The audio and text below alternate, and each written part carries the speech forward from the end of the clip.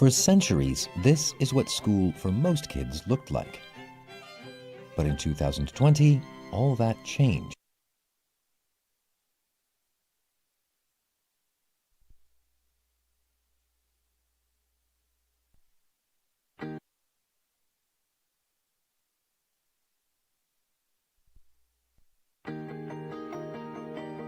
Hi.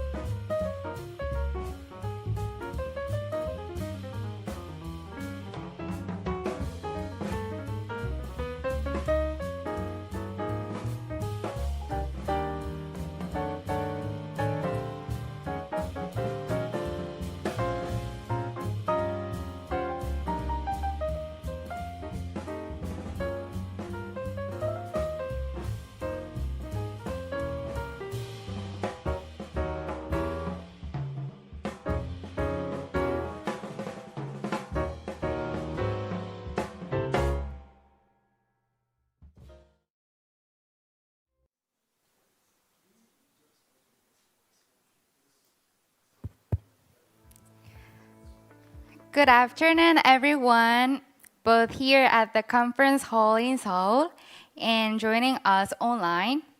My name is Nayeon Kim from Korea Education and Research Information Service, we call KERIS.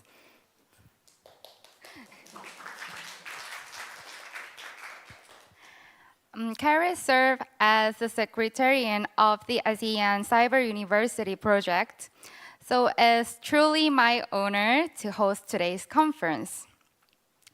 On behalf of KERIS, let me express my sincere gratitude for taking the time to join us today, whether in the morning or afternoon, depending on where you are, at the 2025 ACU International Conference, which is held as part of the ASEAN Cyber University project. This year is especially meaningful as we are holding the conference in conjunction with the 178th KERIS Digital Education Forum. We hope today offers valuable educational insights. As a brief introduction, the ACU project is an international education initiative led by the Korean Ministry of Education and KERIS.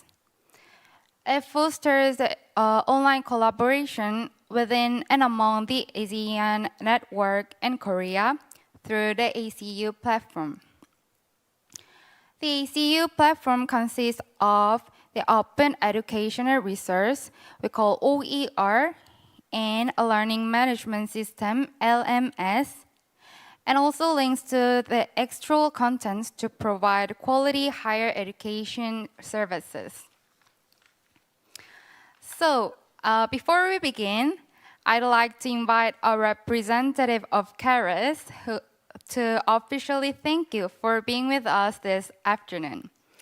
Serving as Director of Higher Education and Academic Division, so please welcome Mr. Kang-hoon Jung with a warm round of applause.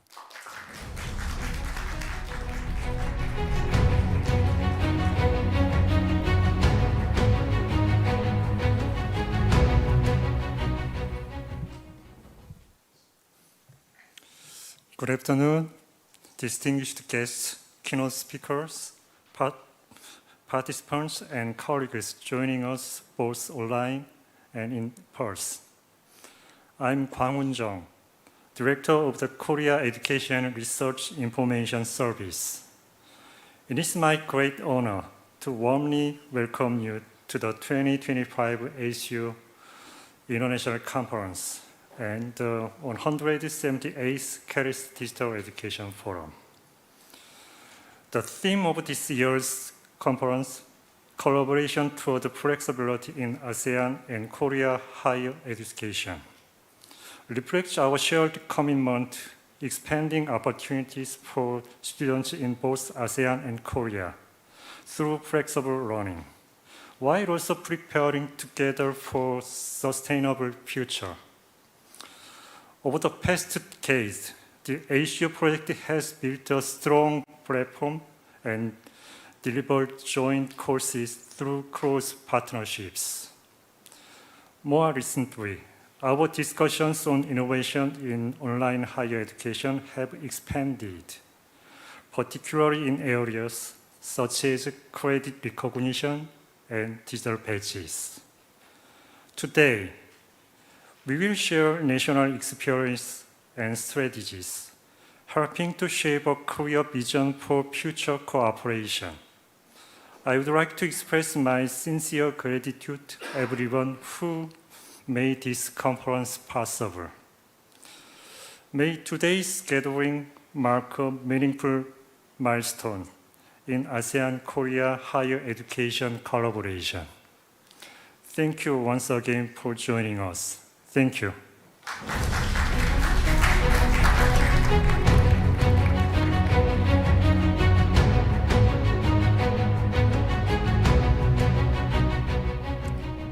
Thank you, Director Jung, for those warm opening remarks. Our 2025 ACU International Conference brings together experiences and insights from across the ASEAN, highlighting international collaboration efforts. As you can see on the screen, we've prepared 2 QR codes. One links to Padlet, where you can share any questions or comments that come to mind while you listen. Please feel free to post whatever you're curious about. We will select some posts for the panel session, and the other QR provides across access to our presentation files to following along. Files are not downloadable today, but we will upload them with the record videos after our conference. So let us begin with our keynote, Collaboration Toward Flexibility, Digital Transformation, from the Department of Education at Chung-Ang University. Please welcome Professor Hae-Deok Song with a warm round of applause.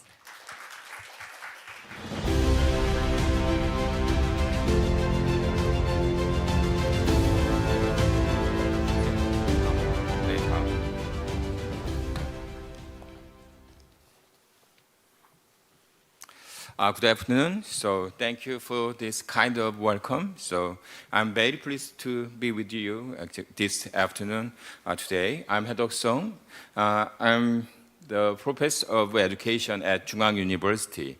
I'm also working as the president for the Korean Society of Educational Technology. So my talk is about actually, the main theme of this conference is flexibility, right? So, and then my talk is also about flexibility, especially in the age of digital transformation. So, if we want better and meaningful learning in ASEAN, I think we need flexible kind of network. As she actually introduced ASEAN Cyber University, and the flexible system and a flexible mindset. So today, I show why this is key and what it looks like and how we can work together to make it real. These are the content, tables of content. So I'd like to talk about a little bit the current status of digital transformation in education and why flexibility is matter in this age. And then I will explore the frameworks of flexibility. Then I will suggest some strategies for educational flexibilities with the related case and suggest the future directions for international cooperation. So we are actually living in the age of digital transformation now. So let's look at the video clip. Okay, can you?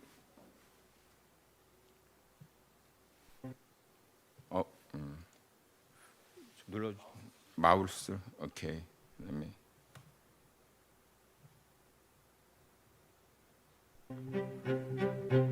For centuries, this is what school for most kids looked like. But in 2020, all that changed.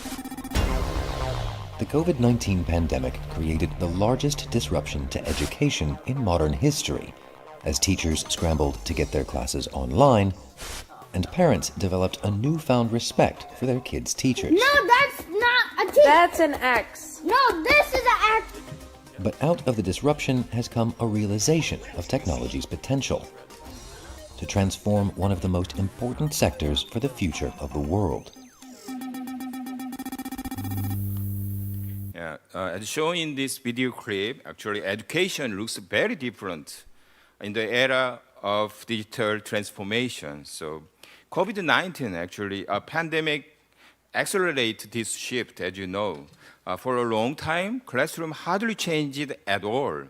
So, but since the pandemic, as you know, technology has been applied to education intensively, and now innovation in education is truly moving forward.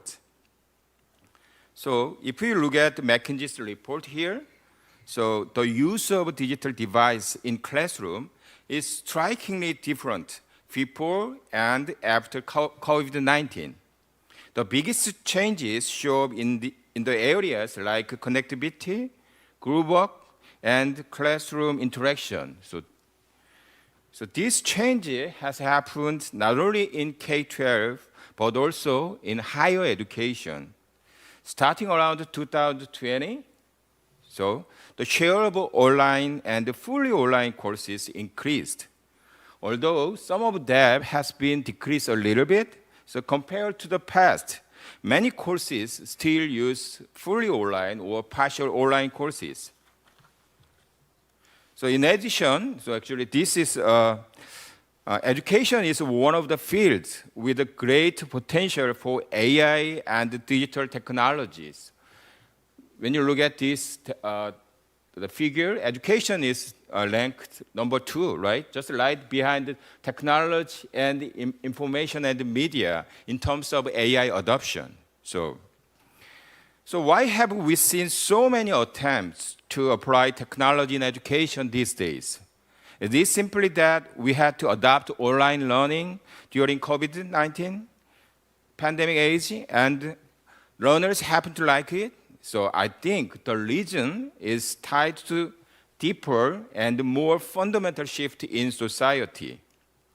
The World Economic Forum projects that over the next 5 years, more than 40% of job skill will change. That means it's getting difficult to drive in the future with your single skill set or single professions. In other words, the reason education must actively embrace technology is that the pace of change in society and in the labor market is so rapid. So actual data shows that across OECD countries, roughly 80% of adults participate in non-formal education. And the share of adults who have engaged in education within the past 5 years exceeds 50% pointage. So adults are jumping back into the learning to respond to new social and economic demand. Therefore, to adapt to a changing society and to meet diverse needs of learners, we have to keep trying to approach that go beyond the school-centric models. In this context, one of the most talked about ideas in education today is flexibility. The World Economic Forum actually surveyed future skills. And the 2020 survey shows that they emphasize analytical thinking, right?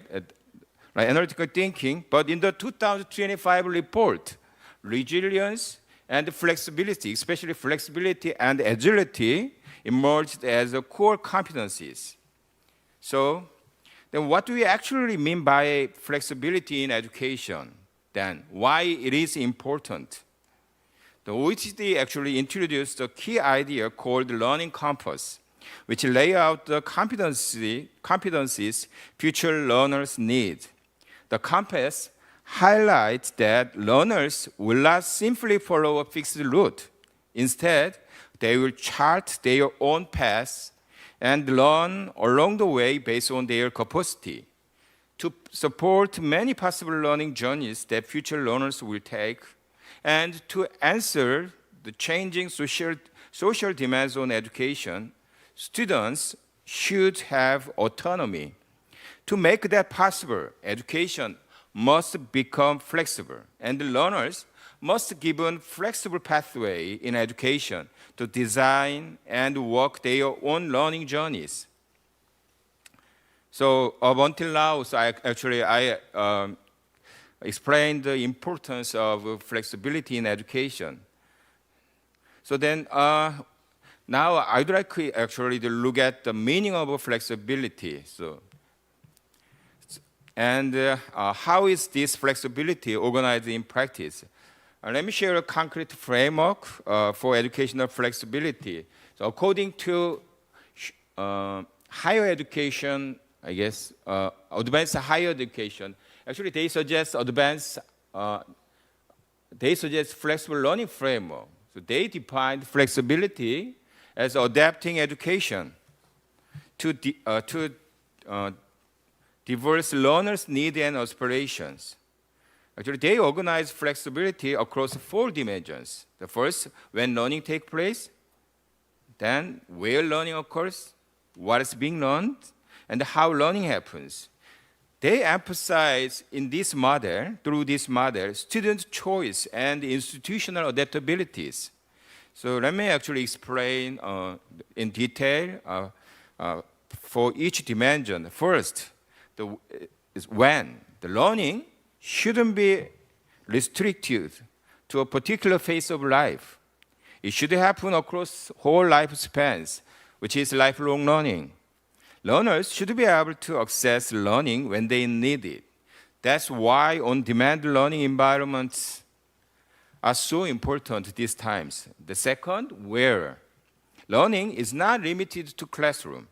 It can happen at work and in communities and online across many contexts. The boundaries between systems should also be flexible. Achievements outside of school should be eligible for recognitions as credit or qualifications. And we need the institutional flexibility to support that. The third is what? We should not be confronted to fixed subject matter as in the past. Integrated learning that connects diverse topics and disciplines become more important. So fourth is how. So pedagogy also needs to be flexible. We should move beyond lectures to cooperative learning, project-based learning, and participatory learning. And the evaluation should shift from single knowledge in recall to assessing actual performance and competencies. So I just actually summarized the kind of the framework of flexibility. Then what strategy can help us put this kind of flexibility into practice? So the first is, I think we should think about competence-based learning and competence-based progression. So here, learning is evaluated based on actual competencies and performance.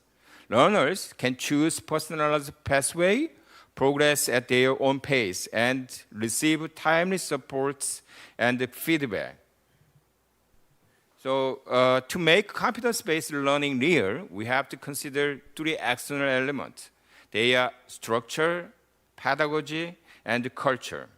Structure includes clear definition of competencies and the design of a learning process. And the pedagogy aims for learner-centered methods aligned with the system. The culture ensures equity for diverse learners. So one of the examples is Western Governors Hi, University. I'm Cindy. Let's look at this video And clip. I'm Sam. We're all students at WGU, and one thing that makes WGU different is competency-based learning. What is competency-based learning? Let's start by defining competency. It's knowledge, a skill, or an ability I'm expected to master to advance in my degree program.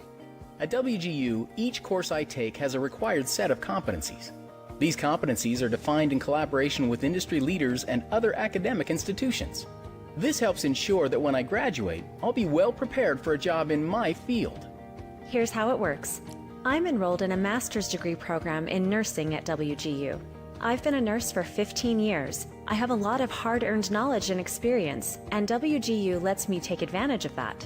When I started the nursing theory course, I found I already knew some of the material, so I reviewed the rest of the content and then passed the assessment. And now I can move on to subjects I still need to learn. WGU's Prove It mentality means I don't have to spend time or money relearning material I've already mastered. The skills and knowledge from on-the-job training I've received help me get through my courses.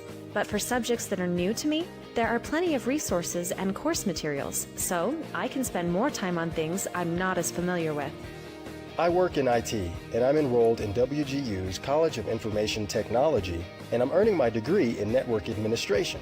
A while back, I took some college classes in computer science, but I didn't finish my degree. I know I need a degree to move ahead in my field, and that's why I enrolled at WGU. Because of my work experience and previous education, I've been able to move through some course material quickly. And while I'm at it, I'm earning some valuable industry certifications as part of my degree program. WGU also has fantastic resources to support me when I need to learn competencies that I don't already have. I'm pursuing a bachelor's degree in marketing. I've been able to apply my previous education and experience to accelerate in some areas, but I found my accounting course challenging. So I dove into the learning resources, videos, flashcards, simulations, quizzes, texts, and more. And my faculty mentor was there every step of the way to make sure I made it through the course on schedule.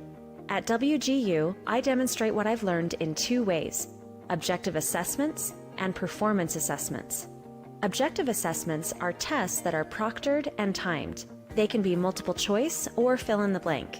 Performance assessments take the form of presentations, papers, and projects that I turn into evaluators who assess my skill and knowledge level. Each of these assessments is designed to let me demonstrate what I know. Once I pass the assessment, I can move on to the next subject. The courses and assessments at WGU aren't easy. They're rigorous and challenging, and each of us is expected to learn what we need to know and show what we know to advance. If I can spend more time on my studies, I can accelerate and finish my degree faster, and that will save me both time and money. For me, the best thing about competency-based learning is knowing that I'm getting the knowledge I need to be successful in my career. See you guys at graduation. Okay, so maybe I think Western governance universities' cases can be a kind of the good example for the future direction for ASEAN cyber universities, because it has many, actually, when you see this kind of it has many elements integrated in that universities. So interestingly, about 75% of Western governance university graduates said that they learned, what they learned was directly related to their jobs. This is higher than other university graduates. So, and then the second suggestion or second strategies for flexibility is building modular and interoperable IT infrastructures. When you look at these figures, so is it the left side, right? So left side, monolithic system, that there is a monolithic interoperability protocols, and in a monolithic system, even small changes force you to modify the whole. In a modular system, however, you can swap or connect the functions like building blocks. So kind of interoperabilities let system communicate easily and respond quickly to changes. Okay, so there are many actually elements, the IT kind of elements that are related in the case of the learning. So students need to attend, right? And then they need to get assessments. And we sometimes need to get a funding, finance, right? To realize kind of flexibility in education. However, the information and the systems surrounding students need to be connected in a modular. So think of the 7 elements, these 7 elements that are independent, yet connect as needed and operate efficiently. So this is the kind of organic network is very important. So I said interoperable IT is important. However, so interoperability across systems is not achieved by technology alone. We also need policy changes at technical, semantic, organizational, and legal levels. So in short, modular IT infrastructures become real only when a multi-layered policy approach to support it. So this is kind of example of a modular and interoperable infrastructure. So, okay, let me show in the beginning a little bit. Most school districts use more than 26 different EdTech products. With the recent surge in remote learning, that statistic has increased 90%. All this siloed data not only creates costly operational inefficiencies, but can also make informed operational and instructional decision-making difficult. INIVE's K-12 360 Data Interoperability Solution is here to help. Leveraging the innovations of the Google Cloud Platform and EdFi, this solution increases student Most school districts use more than 26 different Yeah, so what I actually emphasize here is there are more and more different edtech products are being used in education these days. The important thing is this should be interoperable, and then we should think about interoperable services. So, and then this can be the example of kind of that approach. And then third, another strategy is micro and stackable credentials. So when you look at this, right? Micro credential is like a piece of Lego block. I found that speakers actually present credentials, right? In the next presentation. They are kind of a very small unit of learning evidences. But if those piece of blocks get stuck and they become a piece of art, then it can be extended to a large and formal learning evidence, like a degree or certificate. So, and then micro and stackable credentials can be used for upskilling and reskilling. So let me show an example of micro and stackable credential, which is Harvard Extension School. Are you looking to fill a skill gap for career advancement? To deepen your expertise for greater impact while continuing to work full-time and manage personal commitments? At Harvard Extension School, we know that your education needs to align with your goals and fit into your life. That's why we've designed our offerings to be both flexible and stackable. Yeah, point is flexible and stackable credential. Maybe you start with a single course to upskill in a semester. Credential can be provided online courses, continue on for to micrograduate certificates, even for master's degrees. I think this is enough. You can maybe visit the Harvard Extension School site. And the next strategy, I'll show the next strategies. It's about organizational flexibilities. This isn't just about autonomy for schools or classroom.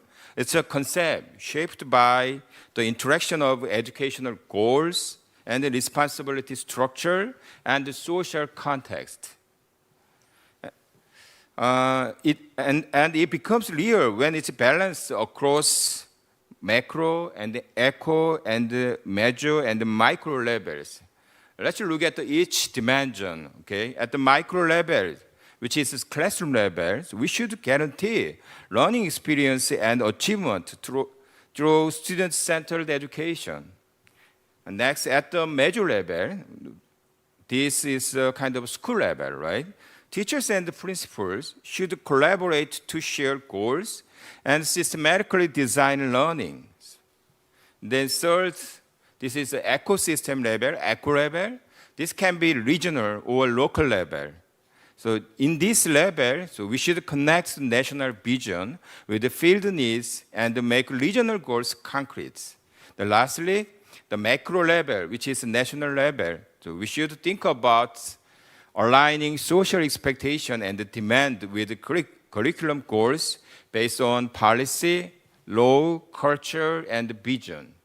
So maybe I think Finland's educational system is a good example for the organizational flexibilities, because students can actually, this kind of system consider all kind of levels, as I said.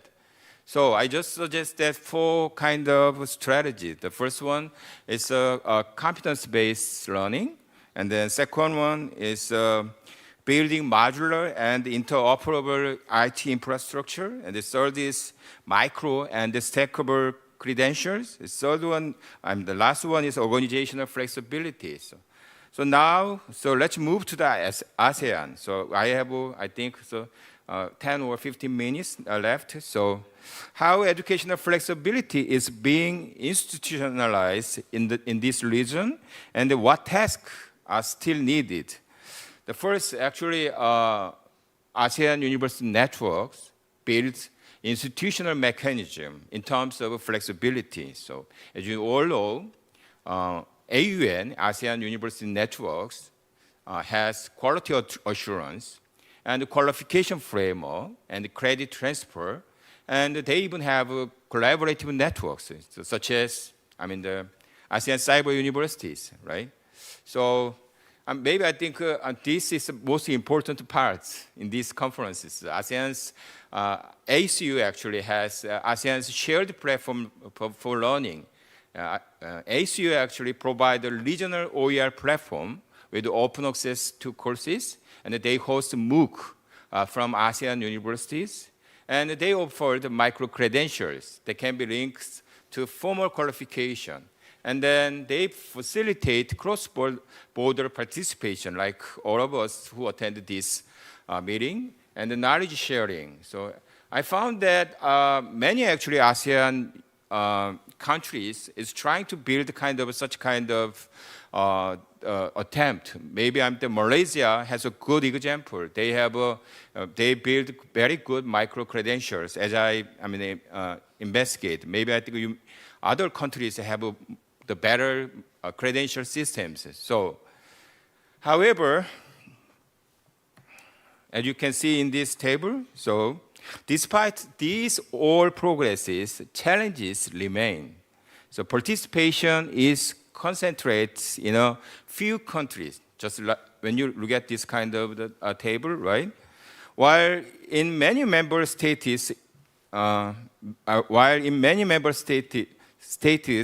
it is still minimal. I think the most the Philippines and the Vietnam, so they are very, I think, actively participate in this attempt or in this effort. However, I think we still need a kind of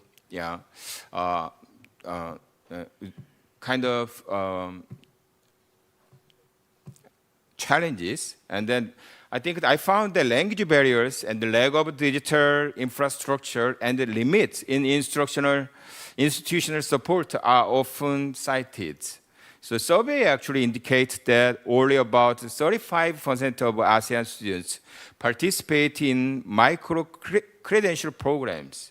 So while the institutional foundation is meaningful, we now need to expand participation and work toward the balanced development across countries. So I'd like to suggest kind of the future direction from now on. So then what should ASEAN do in the future to make flexibility part of mainstream education? Balanced cooperation and joint development among countries are essential. The first avenue is to establish common international competency standards. Maybe this might be the kind of one of the sample. Consider OECD Learning Compass 2030, so which presents core competencies that future education should aim for at a global level. The key point is that this is a common framework that any country can recognize and use. And then this is not something limited to a single nation. So based on this kind of framework, we should first set joint competence standard first. With an agreement framework across countries, learners can choose international learning pathway that fit their pace and level. Next, we need to operate joint accreditations. Under shared criteria, achievement should be recognized equally, no matter where some studies. The second avenue, as I said, is modular and interoperable IT infrastructures. True interchangeability does not end with technology. Legal, organizational, and semantic and technical layers must all evolve together. Legally, we need institutional agreement for data sharing and use. Next, organizationally, we need operating system that let different institutions and countries work together. Semantically, we need standardization so data carry the same meaning. Technically, system must actually connect and exchange data smoothly. On these foundations, we can build international learning platform where students and teachers share resources and collaborate anytime, anywhere. So next, we should build a global stack-cover credential system co-designed by industry and education. I think it's important to have industry here. So that learning achievements are recognized equally across the countries. We also need a global micro-credential program so learners can acquire modular skills offered in different countries.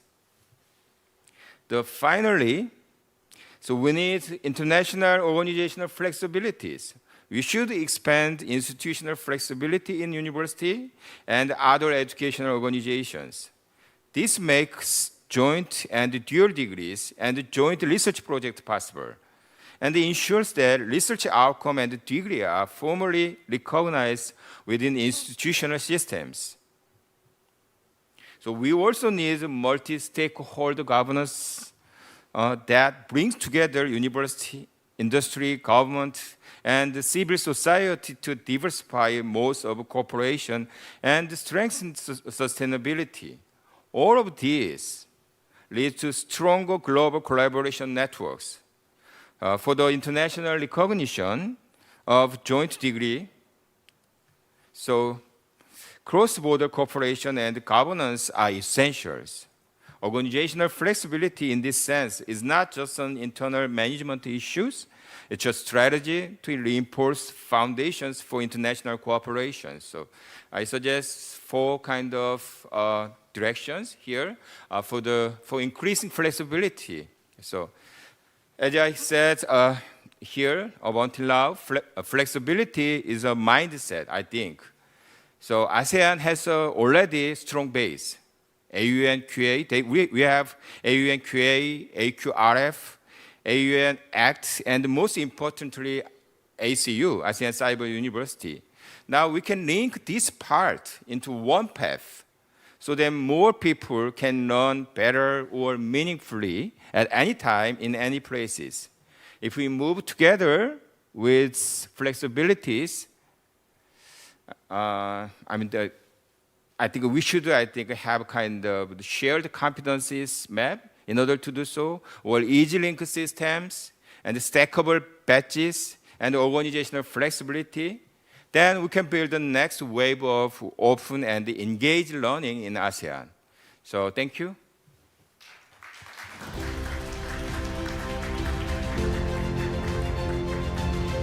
As we have here learned the central role of flexibility in the digital transformation of education through this presentation, and I also really impressed about the complexity of based learning and also metaphor about the Lego part. Before we moving on, we will take a few moments to address some questions. Are there any questions from the floor following this presentation? If you raise your hand, we will give a microphone to you guys. Oh, yes, here.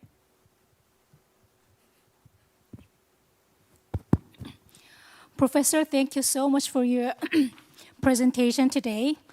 And it seems to me that according to your presentation, the flexibility is like a mainstream in higher education.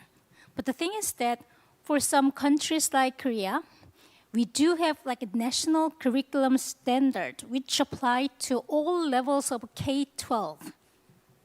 That means that until the graduation of your high school, you are in the rigid environment of curriculum for your building skills and your building knowledges. But after then, you're just facing a flexibility when you enter the university.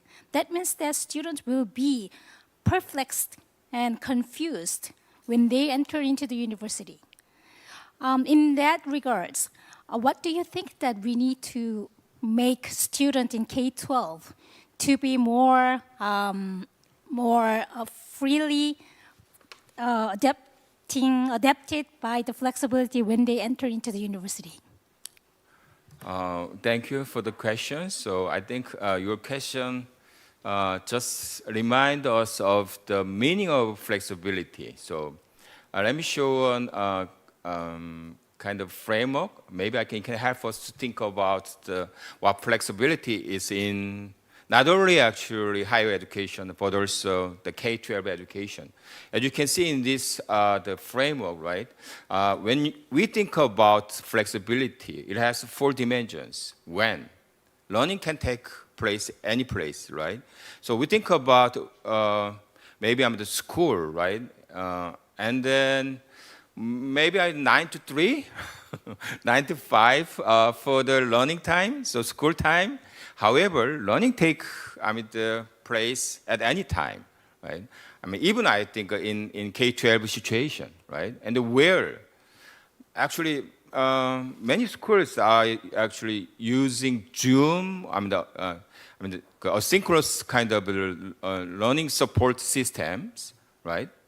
That can help many K-12 students to learn any places. And then what is being learned? I think students learn more when they actually, from the informal learning situation, right? When they go to the museum, right? Or exhibition hall like this, so they learn a lot. So I think already many attempts have been tried or attempted or actually conducted in K-12 situation. However, as Dr. Lee suggested, it is important that not only the flexibility should be actually placed in priority, not only actually higher education, but also the K-12 situation. I think we should find a kind of alignment system. Think about kind of the how we can actually make a seamless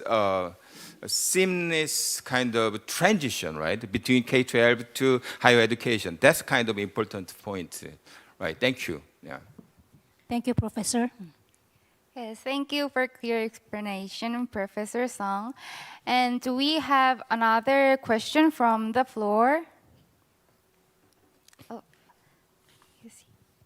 Thank you so much, Professor, for sharing such a fruitful information presentation, and also the future strategy for to empower the collaboration amongst ASEAN and Korea. So could you please also share your wisdom about how would it look like? Because nowadays we know that AI really transform the education. So in your vision, how it look like when we going to talk about the AI power flexible learning? Sure. Actually, AI provides I read a very interesting kind of article. So teachers actually did not, usually is not spending their time for interactions between, with students. The half of the time, actually, that teachers use in classroom are devoting to ordinary stuff, such as grading or administrative, or even for planning instruction. The really important thing is to interact with the student.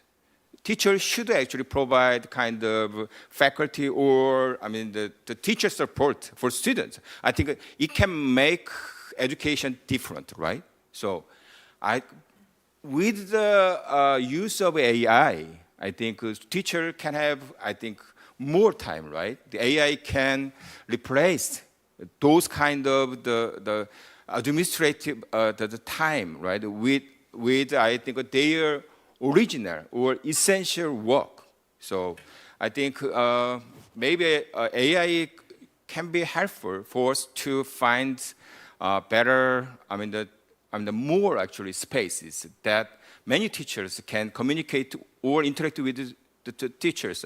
However, before going that, more I think we should think about that. The most important thing in the age of digital transformation is that the making kind of time or space for interaction with the students, with the teachers, right? And then I think in terms of kind of that perspective, flexibility is so important. We should think about, the education as a kind of the fixed the thing, right? We should, the education can be very different like this. So, and then ACU, I think, should find a kind of a flexible way for the future education. Thank you for the questions. Yeah. Thank you again, Professor Song, for sharing your valuable insights. And if you have any other question, you can use our online platform on Padlet. So, ladies and gentlemen, please give another warm round of applause to Professor Haedok Song.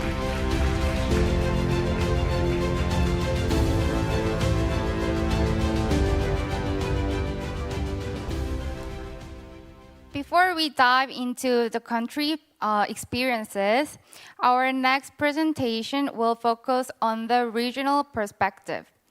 The presentation titled ASEAN's Digital Transformation in Education, Building a Future-Ready Learning Ecosystem will highlight ASEAN's strategies for digital innovation in education. From Human Development Directorate of the ASEAN Secretariat as an Assistant Director, please welcome Mr. Kamal Mamad with a big round of applause.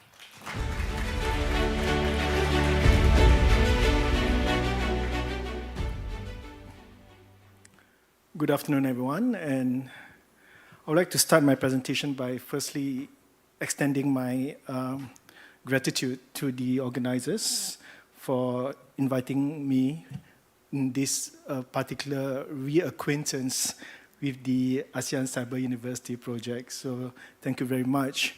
Allow me to perhaps share some perspective from the ASEAN frameworks that have been basically updated since my predecessor, Roger, probably shared with you last year. All right, so moving on. My name is Kamal. I am the Head of Education, Youth and Sports Division at the ASEAN Secretariat. Many of you are very familiar with the ASEAN Secretariat, but for some of you who are still not very familiar, we are based in Jakarta, and we are basically a regional organization representing three core pillars. The first one is political pillar, the second one, the economic pillar, and the third one is where I come from, the social cultural pillar. So within these three pillars, we basically,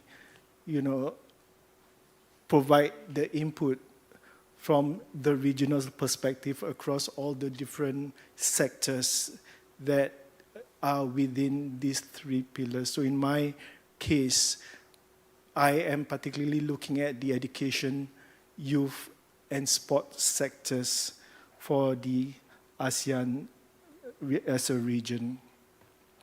In terms of identity, yesterday Professor Setiawan, Professor Iwan asked me, where am I from? And then because I just came from Jakarta, so I said I'm from Indonesia, But the thing is, I'm also Singaporean, right? But one is home, and the other one is where my heart lies, right? So it's very difficult for me to say, where I'm from without particularly identifying myself as a member of the ASEAN region, right? In the streets of Manila, somebody might be talking to me in Tagalog, right? In Bangkok, somebody will speak to me in Thai, and I just identify myself as someone from ASEAN. So that's the rather quick snapshot of who I am. Now, I want to perhaps just want to highlight two things with regard to where ASEAN is in terms of digital transformation. One, about building a future-ready learning ecosystem, which are actually manifested in all the different documents which I will go through. And the second one, I just want to perhaps provide linkage to Professor Song's earlier presentation, Prof. Song, on the flexibility, and I will make references to the flexibility where the ASEAN frameworks are concerned later on. Okay. As you know, most of our work are documented in work plans on education. And as I've mentioned, my predecessor, Roger, would have probably given you a good summary of ASEAN Work Plan on Education from 2021 to 2025, in which, issues, the principles of quality, equity, and inclusion in education are emphasized. And with that, the work plan anchored on a robust lifelong learning framework encompassing different stages and modalities of education and catering to the needs and context of all learners. So in that regard, Prof. Song, there is already a so-called framework alluding to the flexibility that you mentioned. And in this current work plan, you have priority areas that specifically address digital transformation and literacy, 21st century skills, teacher capacity building, and higher education innovation. So this is almost in line to what Prof. Song has presented earlier. Now, however, we are at the end of our 21 to 25 work plan, and we are currently moving on with the planning for the next work plan, which is from 2026 to 2030. And I'm glad to say that Bong Yu Virak is deeply involved in this development of the next work plan, and he was with me when we had our first consultation meeting in Bangkok just last month. And in this particular discussion, we talk about aligning ASEAN Vision 2045 and the global frameworks. Efforts focus on ensuring inclusive and quality education for all, strengthening regional cooperation and knowledge sharing, fostering future-ready education systems, integrating sustainability and resilience in policies, and advancing people-to-people exchange and mobility. Allow me to also acknowledge the presence of ASEAN University Network, in particular Mr. Kon over there, who was involved in the work plan discussion as well. Now, initial findings when we discussed last month, we talked about the rise of the availability and use of digital resources and education platforms.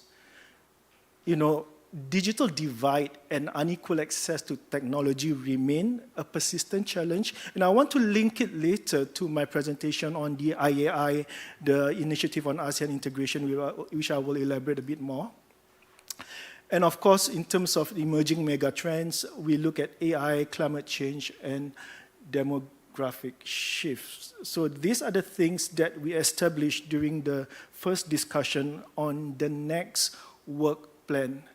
Now, in this regard, while the member states during the first consultation meeting in Bangkok, updated us about the rise of availability and use of digital resources and education platforms, we see also the presentation that was made by Prof. Song earlier about the lack of participation among many ASEAN countries in terms of the ASEAN ASEAN Cyber University initiative.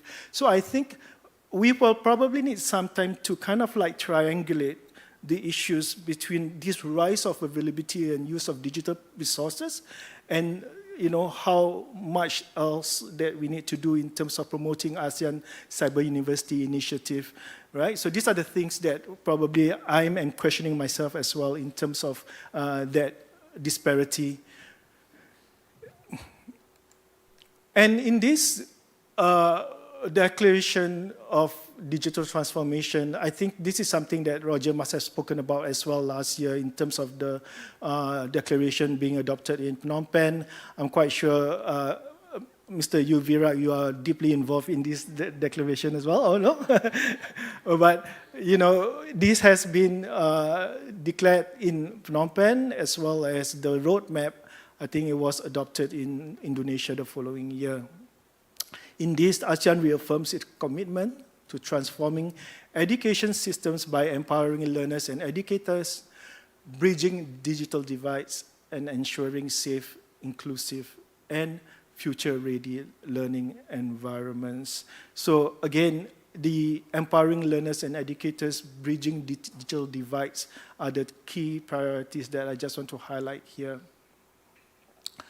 Now, following the adoption of the Digital Transformation Declaration, just a few months ago in May 2025, the ASEAN leaders adopted the new Community Vision 2045, in which they outline their priorities over the next 20 years. And in this particular document, this particular framework that is adopted in Kuala Lumpur,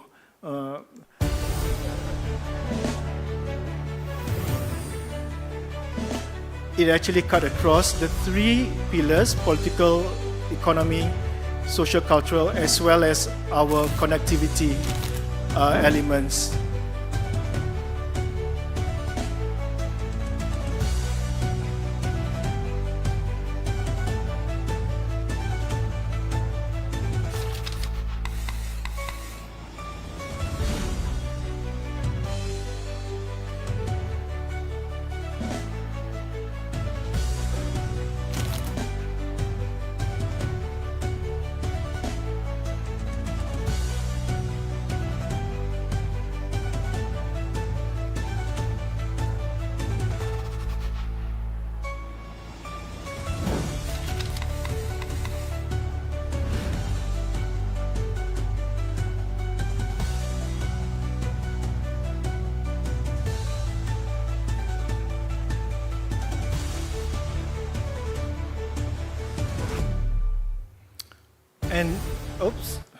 And this is where, in this particular adoption of the ASEAN Community Vision 2025, the leaders recognize that rapid global challenges include digitalization, artificial intelligence, among others, and these are reshaping the future of work, learning, and society. And for that, these mega trends call for responsive, forward-looking, inclusive, future-ready learning systems that equip young people with the skills, values, and adaptability needed to thrive. Again, this adaptability is in line with what Prof. Song has mentioned earlier in his presentation. By 2045, ASEAN envisions a community where youth are empowered as meaningful contributors to regional development and transformation. And this is in particular to our youth sector as well, and the higher education community. And for that, education is seen as a key enabler for youth and students to address emerging challenges, drive innovation, and promote sustainable socio-economic growth.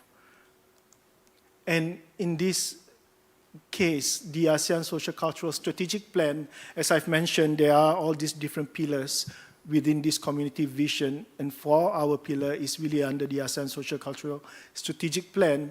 Some of the relevant strategic measures to this project is really about future workforce, digital skills, AI, TVET, industry-driven learning, digital literacy, ethical AI, ICT responsibility, resilience, empowered educators, digital pedagogy, inclusive training, and last but not least, in terms of what the flexibility that Prof. Song mentioned in terms of the different stages of life, is about recognizing the importance of aging society and lifelong learning and flexible work as well as accessibility. So there are a lot of coherence between what Professor Song mentioned earlier on and what we envision at the ASEAN Secretariat. For these strategic measures collectively aim to build a future-ready ASEAN by enhancing human capital through inclusive and quality education, advancing digital literacy and ethical technology use across all generations, while empowering educators with adaptive skills, promoting lifelong learning, and age-inclusive policies in response to a rapidly changing world. Now, I just want to move a bit to what I think could be accentuated in terms of the work of ACU. As of 2025, the initiative for ASEAN integration remain a very relevant sector for the ASEAN. And in this regard, we always believe that the CLM country, we have now in the past 1 or 2 years have removed Vietnam from the equation, but in the CLM countries, there are still a lot of potential for them to adopt the digital learning initiative, including the ASEAN Cyber University. And this is already articulated during the 7th Summit meeting in 2016. And as I've mentioned, up to now, up to present, and also in recognition of the next work plan for the IAI, I still believe that there are some potential for us to work with the CLM country through a separate sub-development of these ASEAN universities, and I'm happy to discuss this separately with the Secretariat, the ACU Secretariat, on how to reach out to the CLM countries. Now, the next one that is probably of interest to us here is really the entry of Timor-Leste into ASEAN. Next month, in a few weeks' time, Timor-Leste is expected to be part of ASEAN, making up the 11th country. This has been decided early by the leaders, and it will be formally instituted during the 47th ASEAN Summit in October 2025. Now, as you can see, it tasks our ministers and senior officials to undertake the procedural steps for the admission of Timor-Leste by the 47th ASEAN Summit, as well as to expedite negotiations on the key economic agreements. And one of these agreements is actually something that we've been working very, very closely with Timor-Leste and the ASEAN countries, with the ASEAN University Network in particular, is really the Timor-Leste's accession to the ASEAN University Network Charter. Over the past few months, my colleague, Dr. Thanapan Korn, and colleagues from AUN would have been very aware of the initiative for putting in Timor-Leste into the ASEAN University Network Charter. And as of now, we are still waiting for the final approval from our education ministers for Timor-Leste to be included in the ASEAN University Network. And I think in this regard, there is a strong potential for Timor-Leste universities to be involved in the ASEAN Cyber University project as well. And we certainly look forward for them to be galvanized, to be enhanced in terms of their digital learning access. And with that, I have 3 minutes left. Thank you so much.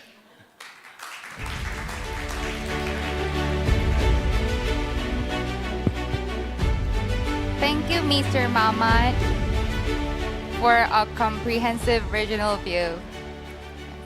This presentation reminds us of the ACU's vital role in building an inclusive and future-ready learning ecosystem across the region. So our next session is on national and institutional initiative of collaboration and flexibility in higher education. But before we start the next presentation, just a gentle reminder, the QR code on the screen will take you to Padlet, where you can leave your questions or comments anytime during the conference. Post freely, you will bring some of your ideas into our panel session. So we begin with driving innovation in ASEAN and Korea collaborative curriculum development, Thai MOOC as a national use case. Please welcome Professor Jintabe Kaeseng from Thailand's Ministry of Higher Education, Science, Research, and Innovation with a big applause.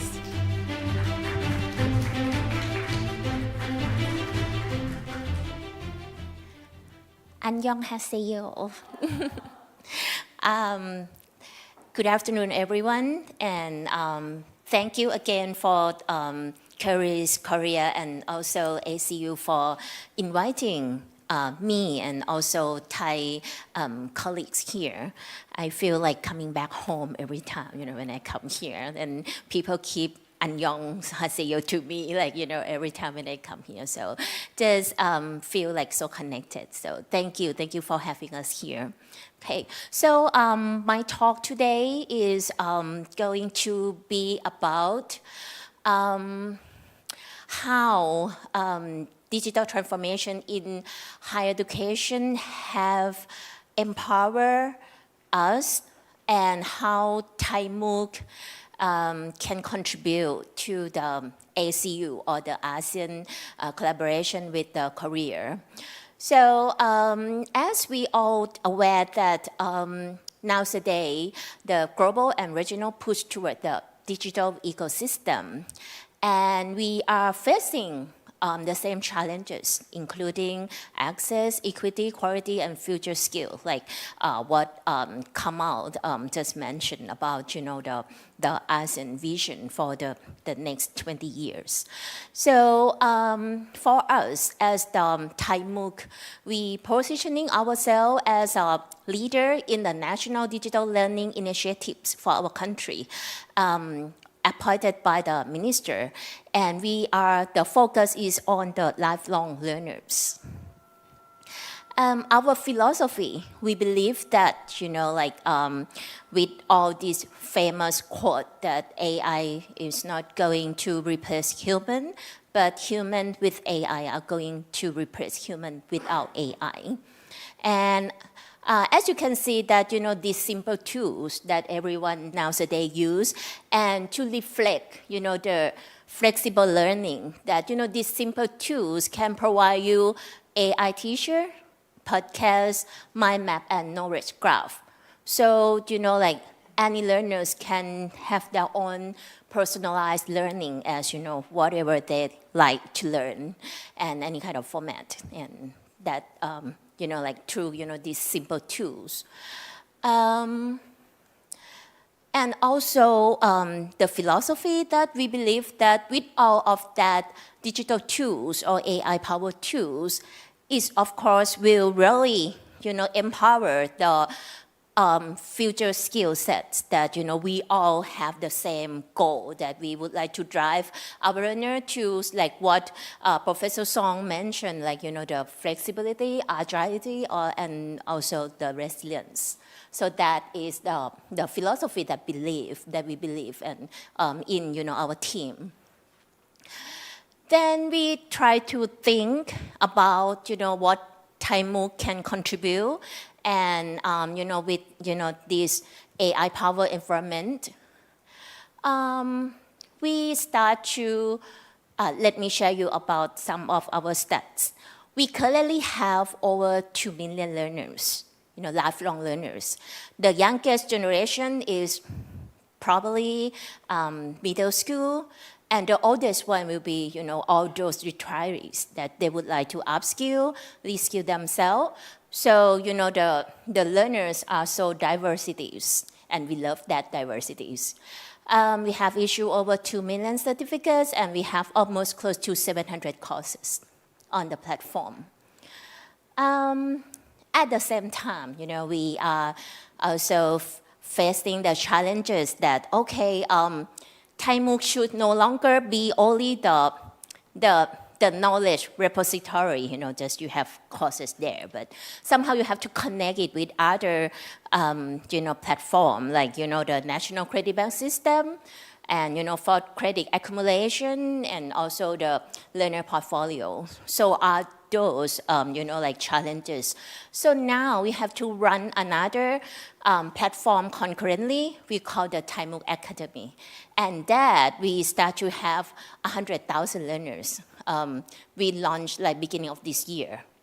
So this platform will be more fancy, more connected with, the flexibility that everyone here believes that is the future of our learners. Then another challenge is that, like I mentioned, we will no longer just only the course repository, but we also connect it with those study records and the credit bank system. So it will serve the diversity of the learners in our country. Then, with the technology, we try to think like what would help, our platform to empower our platform with, the learners. So we have been using this Thai MOOC chatbot for a while. And the main social media that we use in our country is the Line official account. And then, basically those have, those basic features like auto reply question, have a lot of followers whenever they have problem, and then they seek for help, this as the first hand. And then we try to think, every year when we come to this ACU community, we went back and we feel challenged by how can we scale it, with our platform to serve, to be part of the ASEAN community. So we try to think about how we can make this chatbot more powerful. So we first start with the AI-powered chatbot for, the learners in Thailand. So basically, as everyone knows, that AI chatbot will be a lot more powerful than the regular rule-based one. And then that helps with the Thai people. And then we try to think about, okay, like everyone knows that, the language barrier is one of, the challenges in the ASEAN community and also with the Korea. So we start to launch the project last year about the powerful translation tools with the AI, power to breaking the language barrier, along with the professor from Chulalongkorn universities. And that platform, we start to think about, how can we don't have to, totally create a new, content for the ASEAN learners, but how can we modify the existing one that we have and to fit any languages as you decide. So that's what the starting of this project. So basically we start with the AI power platform, and it's in the form of the web-based, and we funded for the university to work on this platform. So how it works. As you know that, most of the online courses will have the existing, video and the captions, right? And we are aware that Google has very good tools like Google Translation, which is quite work well, So we first use the Google Translation API to connect on the platform, and those can generate voiceover via Google text-to-speech. And then we are aware that, for the academic work, Google Translation may be not the final answer or the solution. We add one step before the end. We ask the professional editor to review and validate, that translation. So the translator will no longer just, start from the scratch, just, translate it word by word, but just validate what the, translation API develop or create for them. And then they just validate and, very minor revision onto that. And then the learner, and then on that platform can download and integrate back into the video. So let me show you how it works. For all that features. Okay. So let's say that if Malaysia interested in our Thai MOOC courses, okay, and Korea also interested in this one, but we're facing the problem, the challenge that, this course is in Thai language. So how this works? So we will invite you to this platform. Okay, so as the one who's going to adopt this one, so you will be invited to use this system, and then you will be able to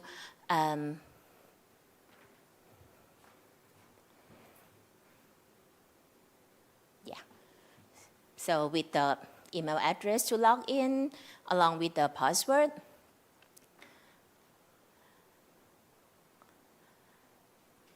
You will be able, top there is the dashboard, my contents, and review translation.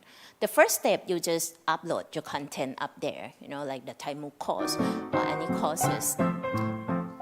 So this original video is from professor, very well-known professor who teaching the AI literacy course.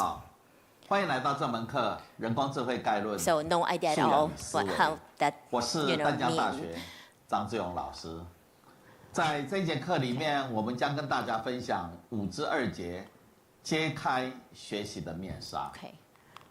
我想这个 if you see that 深 okay 度学 this 习 course 在 have 我们 very 3节课里 interesting 面有谈 content 到，它是 and 由 then 许许多多的神经元有如人。You can go to the new, like can upload it, like any clips, like, like I just did. And then you can just upload the videos. Okay. Just bear with me. Yeah. Okay. So the title of the course, the literacy of AI. And then you can, make it more fancy, like the video language that you prefer, as long as the Google Translation API support, it will work here. So, for example, we find that, the video language, learner prefer it in English. But for the subtitle, they prefer with that local language.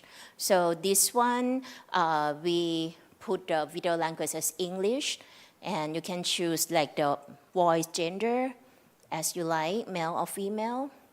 And then you choose the files.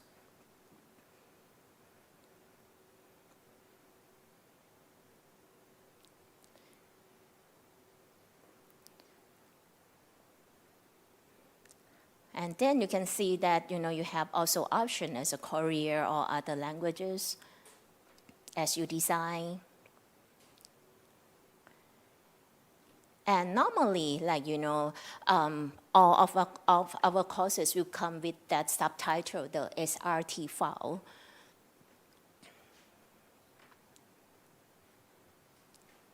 And then the subtitle that our learner prefer, based on our experiment, is in Thai language. And then they will auto-generate voiceover, dubbed videos, in the language you design, and then they combine those together automatically.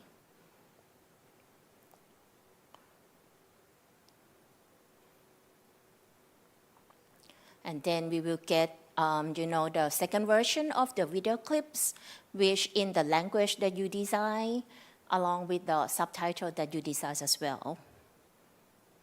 So under that menu, My Content, you have it right there.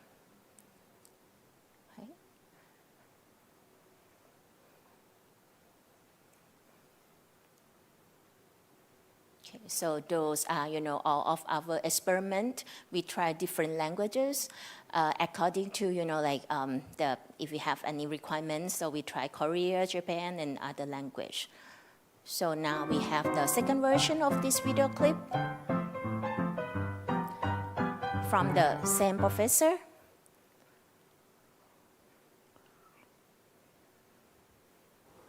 Hello, everyone.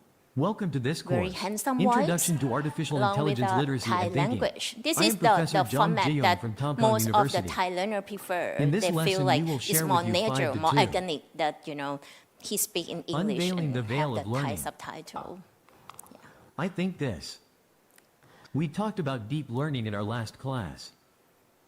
It is composed of many. So, as we are aware that this is the Google Translation API. So the next step that we're doing is that if you're going to use it as it is, you can again upload to the platform. But the highlight of this system is we have that review translation that will, you can going back and looking on, those auto generation translation.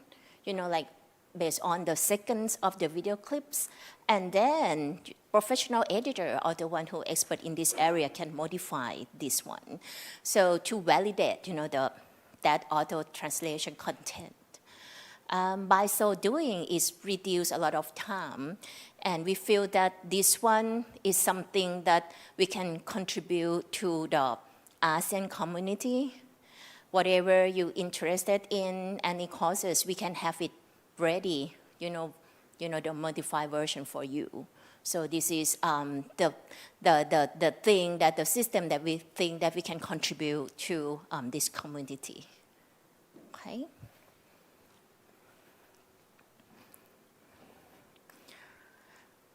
That is just one example that I would like to share with you, So, so what I would like to do here is that Thai MOOC is not only the technology, but we also very focused on people and collaboration. So by using that platform, we show that it can share the cross-border learners, co-creation of bilingual MOOC to expand the access. We believe in connection. We also believe in people. So every year we have the big annual conference, and last year just on August, this year on August, and we also invite Suji to share, the progress of our collaboration, and also with other friends from many countries throughout the world. We also honor, like many organizations, not only the university, but in this case for the Royal Thai Army, also have adopt our platform to use for their professional development. And then we award them as, the Outstanding Enterprise System Pioneer this year, as the showcase of, the adoption of the platform as for using for upskill and reskilling. And we also have another interesting partner who are in the area of K-12 that they use our Thai MOOC platform to advance high school student learners to advance their learning using our platform. So this we also award them this year. So as I mentioned, we believe in collaboration, friends, and people. So we not only have that formal kind of gathering, but we also have informal Zoom to talk about the progress, like what I shared with you yesterday about the Thai MOOC and ACU metadata course exchanges. And we also, during the progress of learning, we also invite Suji to share us on, the live stream, to share with the Thai people to make the ACU platform visible to Thai learners. So this is some of the I think it would help what the learners happened to search for the courses that relevant to them. We sharing, the progress.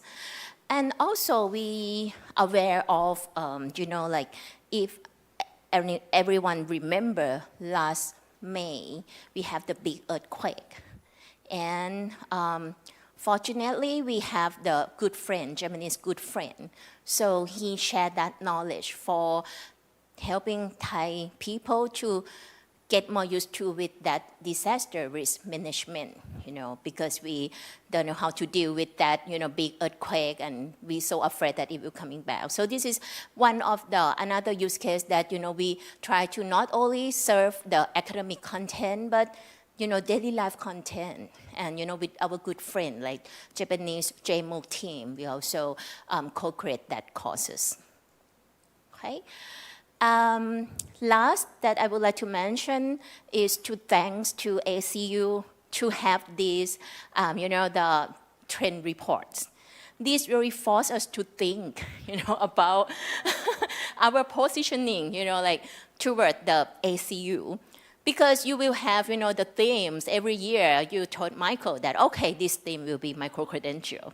So we have to really systematically plan about what we're going to do this year. Yeah, and thank to Michael, who, the leader of, this, that who keep us, like update and go along with this ACU trend report. So you'll see that lately our report is moved from, the technology focus to more people focused, more curriculum focused, more practical. We have worked with many focal universities, northern part like Chiang Mai, King Mongkut part, and to really set example of the good use case about the micro-credential. And thanks again to the ACU to force us to do this. And this year we get another assignment, right? So Michael, be ready. Okay, so yeah, that I think the thumbs up. So that would, I would like to share from the Thai MOOC that again, we thank you so much to, include us in this community, the ASEAN community, and with Korea. And we will try to be, to work our best to contribute something to you all. And this is some of, the ongoing project that I would like to share with you. Thank you very much.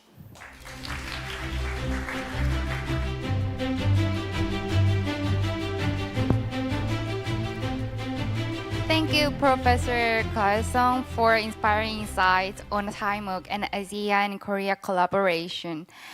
It is especially meaningful since Thai MOOC was linked to the ACU platform last year. In particular, the AI translation feature, for everyone, was truly impressive. And so on. Our next speaker comes from the Department of International Relations at the Diplomatic Academy of Vietnam, and he will present Vietnam's bold approach on higher education when community-based organizations are the priorities. Please welcome Mr. Nguyen Hai Dang with a warm round of applause.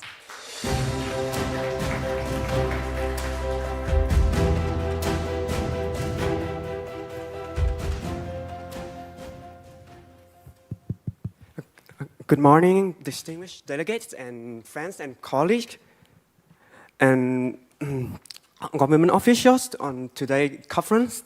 My name is Nguyen Hai Dang, and as you can tell, I'm still really young, so I'm still currently technically studying in the university at the moment. So I'm not really like a government official, influential in education. But however, I can stand here and share you the outlook from the youth and from the community about whether higher education can be beneficial for them. And I think this story is not just beneficial for Vietnam, but also for the whole ASEAN and Korea too. And okay, so let's start it, shall we? This is my info. Not very much, but I think it's suitable for this conference. And in Vietnam, from the early stage of our history, we have always prioritized education. And education, as Mr. Chen Nhân Chung here, in the 15th century, said that wise and virtuous individuals are the vital essence of a nation. This education has always been a foundation of national prosperity and a crucial part in Vietnam developments. And this tradition and this understanding of education has carried on until today. To Mr. Tholam's recent speech about education in August, that our party and states have consistently defined education and training as the top national priority. And the most important mission at the present, which must be resolutely pursued, is to fulfill the cost of reforming education and training. So why is this so important right now? This from this point onward. Because that Vietnam currently is, as of April the 1st, 2024, the official data from the General Statistics Office show that we are still in our golden population structure, which means that in Vietnam, for 2 people of working age, there are only one dependent person. The population aged 15 to 64 accounts for more than 2/3 of our population demography, which this shows that Vietnam has a great potential in becoming a powerhouse in the regions, and we should capitalize on this advantage as well as every other country in the regions. And yet, we still have a big paradox that despite this, many of our young workforce are not fully utilized. Almost 47% of our Vietnam underemployed workers are youth. And even more strikingly, according to the World Bank Human Capital Data Portal, nearly 70% of youth in Vietnam are working in informal jobs without contracts, social protection, or predictable hours. And this is quite hard for the Vietnam economy. This means that millions of talented young individuals are without access to stable career or learning opportunities. They are risk being left behind as the nation progresses and as the region completely reforms. And this should make painfully clear in the COVID-19 pandemic, when nearly 30 million people are affected by the pandemic, are left without jobs, have their salary reduced, and or has to be laid off or change their job because their demands or their company cannot support them. And this is an urgent problem that our state and our parties have acknowledged. From even more than 10 years ago, we have the resolution 29 NQTW, which launched a comprehensive reform to transform education and training to meet the requirements of the industrialization and modernization. And in August this year, just after 3 months after the Kuala Lumpur declarations, we have launched the resolution 71 NQTW right before the start of a new academic year to went further to create breakthroughs in international reforms, investment and modernization and mobilization of public participation in reforming training and education and making it more open, more integrated, and for a longer period of time for Vietnamese, especially the youth. And Mr. General Secretary Tholam also simply put it in the ceremony celebrating the 80th anniversary of the education sector just 2 weeks ago, that education and training must firmly maintain their position as a top national priority policy and becoming the key driver of this country's development. This statement also in line with the technological reforms, social reform, and political reforms that Vietnam are trying to make to fulfill the ASEAN 2045 visions.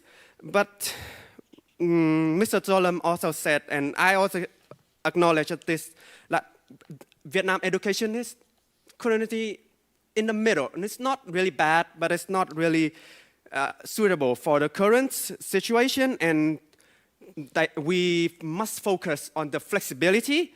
And in flexibility, we have tried many different approaches, but we all think that micro-credential is one of the big factors in contributing into the reforming of higher education. And the micro-credential trend is not just in Vietnam, as my previous speaker has said, Thailand has initiated a wide spanning MOOC, and the Thailand Cyber University is the nation's most prominent digital learning platform. And this shows that micro-credential has a promising future in higher education, and in Vietnam, we are not an exception into this trend, and we just are at the beginning of this journey. In Vietnam so far, there are some university has adopted digital courses and micro-credentials, such as the Vietnam National University and the Ho Chi Minh or the Hanoi Open University. We have created like the Vietnam version of MOOC, but however, it's not commonly known among the public, and it's still an early age of development. And also, like, we have did a survey on the pupils' outlook on microcredential, and though it's not large scale, but I think it's already shown the general public views of microcredential. And according to the survey, most of Vietnamese youth are not yet familiar with the UNESCO technical definition of microcredential. For Vietnamese, all types of certificates obtained among participation or tests in short-term courses are considered microcredential. This is more closer to the nano-credential definition, but however, because Vietnam is slow on this journey, so we will all consider all certificates obtained upon participation in short-term courses as microcredential, and the government also acknowledges this problem and will fix it in the future. But at the moment, we shouldn't consider microcredential as follow. And despite the lack of understanding of microcredential, many pupils, many youth in Vietnam still consider that microcredential and these short-term courses are accessible and very useful, especially for their future in working and in pursuing higher education. And among half of them have already joined at least one or such course and are willingly to consider participating in more courses in the coming year. And as you can see, that the microcredential that they are attending and will attend spans a lot of different fields. And this shows that microcredential has a promising future in Vietnam, and proven that microcredential can work in Vietnam, and the government should try to enhance this way of higher education.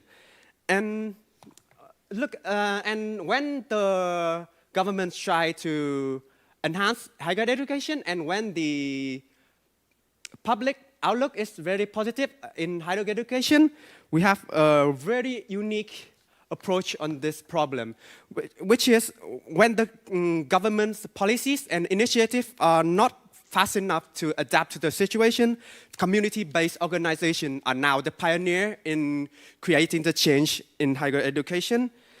It is the changes we currently made is nurtured from the bottom up by communities, by NGOs, and by youth-led initiative. Our community-based organization are not just partner, are not just the beneficiary of the policies, but also the policy maker that can influence the government thinking, and that can make change from all sources and all possible factors. And that is what I will explain in the next part of this presentation, is that how grassroots energies it can turn this vision of higher education in Vietnam into reality.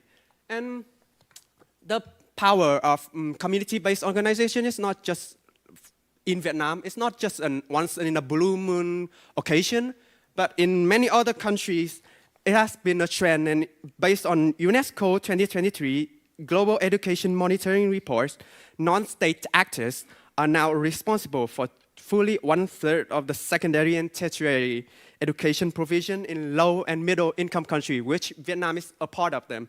And this creates an accessible and short cycle education that based from the community and serve the community as a whole. And in Vietnam, this has completely flourished because community-based organization can create innovation in education, especially in microcredential, quicker and less dependence on the government decision. And this also serves as a bridge between the gaps between institution and the local community, because when the policy is given out, it's only at the base. And when it comes to communities or the local areas, it might not certainly 100% fit with their desire, with their demands, or with their certain situation. And community-based organization is the one that actively serving the community and actively knowing how they can do the best to make education worthwhile in their community.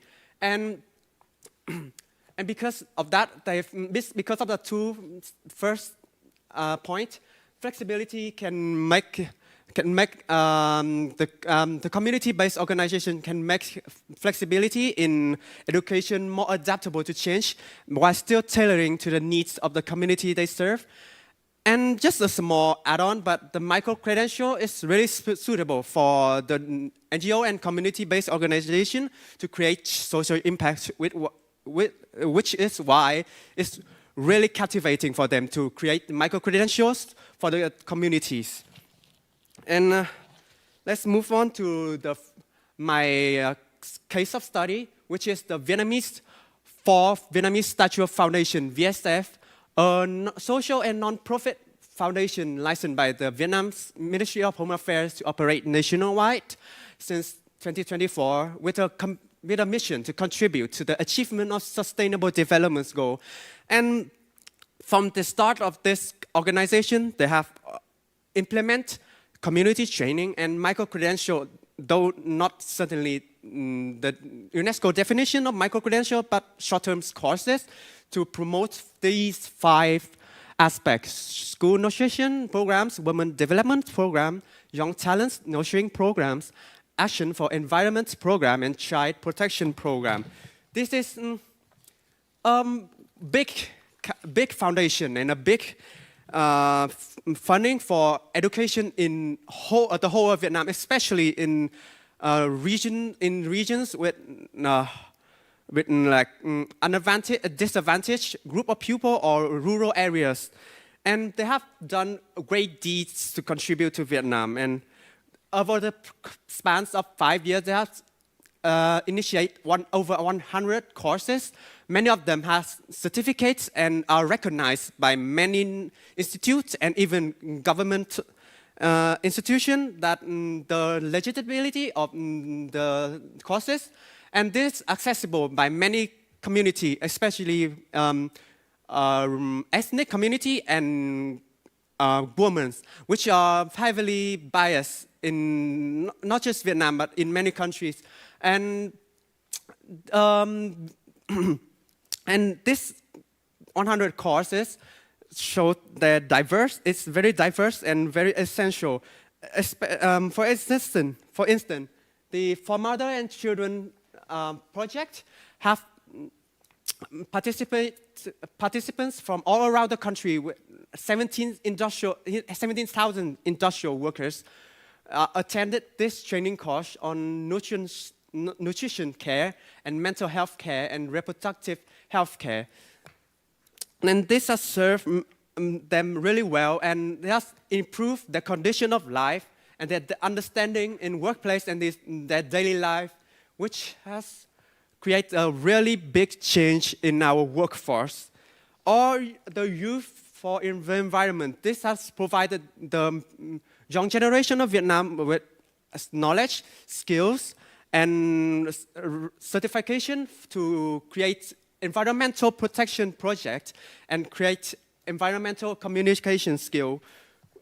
These 2 examples are some of the biggest and some of the most influential projects that VSF has created, and it's the proof that community-based organization can create a micro-credential that affects the whole country, that affects the whole generation, and is recognized by a lot of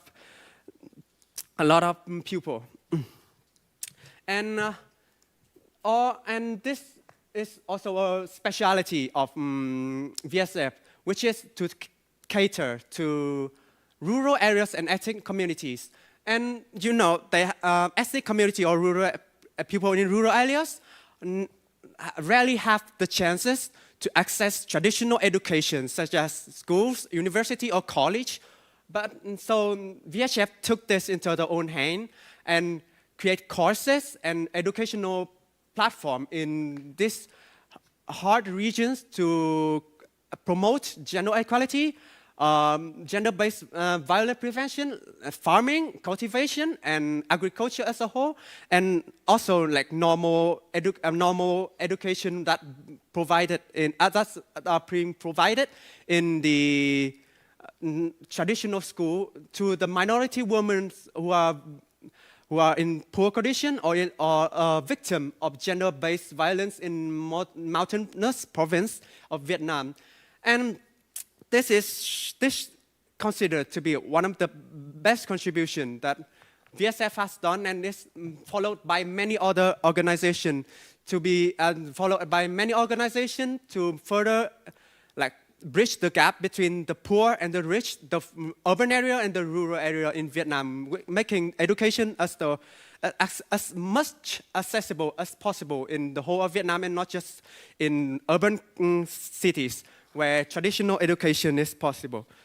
And many participants have reviewed these courses to be really effective and really outstanding amongst others in Vietnam.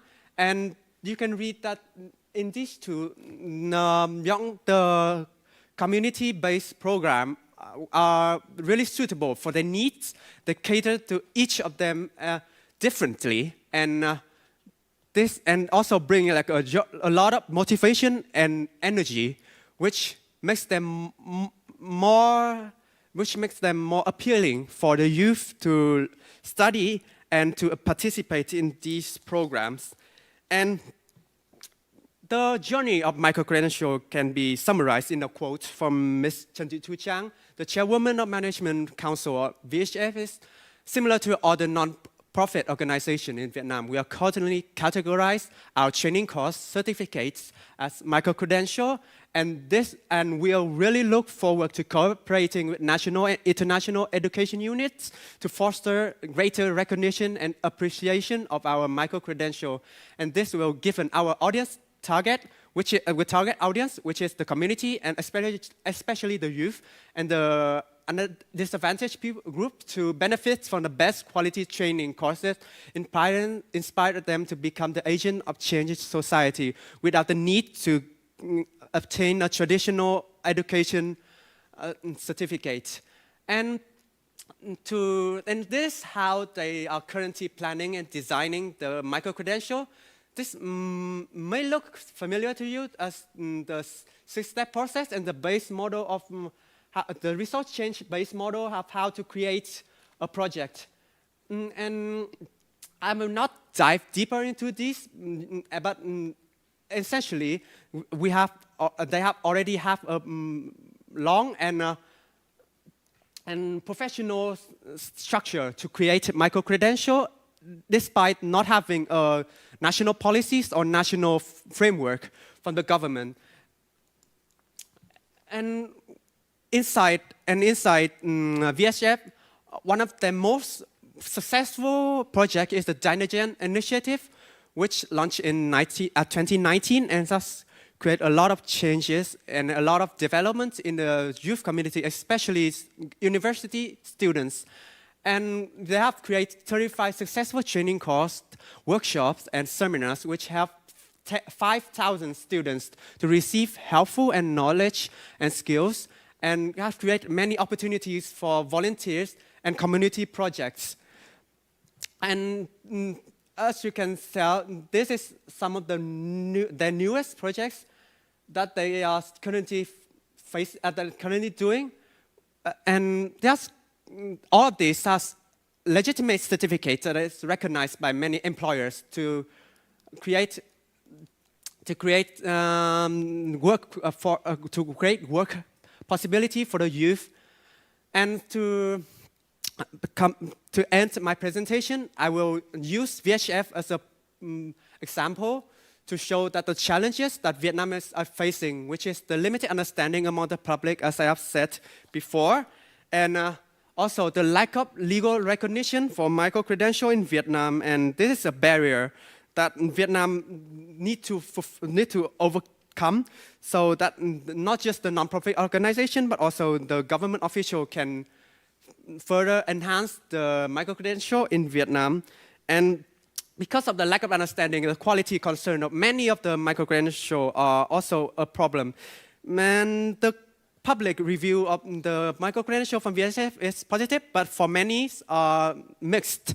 And the government should deploy the national-wide framework to make all the micro-credential from the government, from the traditional education institution, and from the government, from the community-based organization to be as quality as possible. But having challenges does not mean that we doesn't have opportunity. So the ASEAN as a whole has a vision to promote higher education and e-learning, especially micro-credential, until 2045. And this is an opportunity that we must capitalize on. We must capitalize on. And also the digitalization momentum of the whole world, we should follow it and create digital micro-credential courses online and further promote our Vietnam MOOC. With the help of community-based organization, we should also enhance partnership with other countries, such as Korea or such as Thailand, in developing our MOOCs and our Vietnam Cyber University. And we should use the community power, the grassroots power, as I have explained this whole presentation, as the basic motivation in creating change in our countries, since governments cannot just be the sole power in creating changes. And this is some of the solutions that VHF has showed the governments and showed the public on how to do the how to do the micro-credential. And government officials governments have many times invited VHF to mentor and to convey the idea to help with the government on how to create better micro-credential for the whole community of Vietnam. And in the future, VHF and the government has always sworn that they will change and reform the Vietnamese education sector and create a better higher education and better e-learning for the whole Vietnamese, and to fulfill the vision for the whole ASEAN and the whole world. Thank you.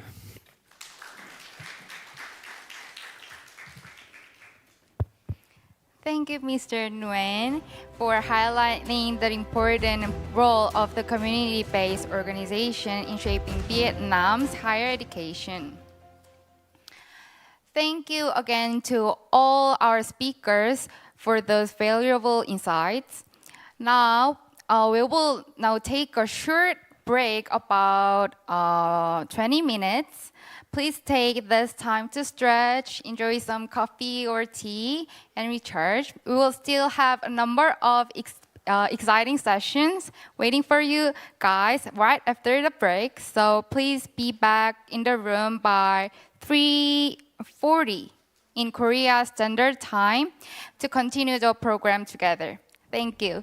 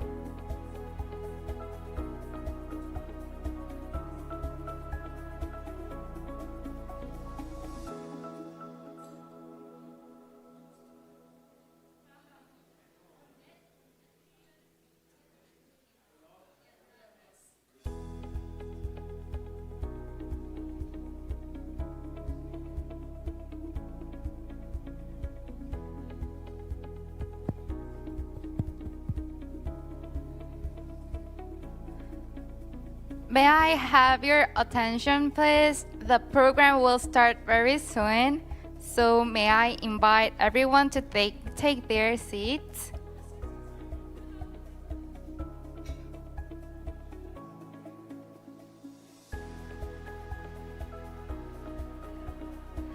Once again, the program will start very soon, so may I invite everyone to take their seat, please?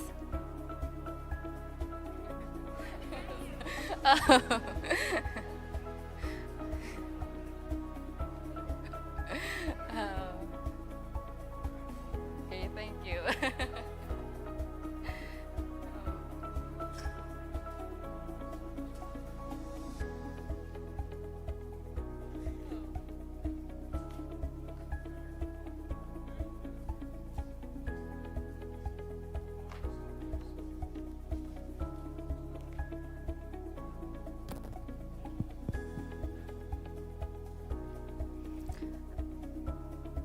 Now, as the program will be shortly, we kindly ask all participants to take their seats, please.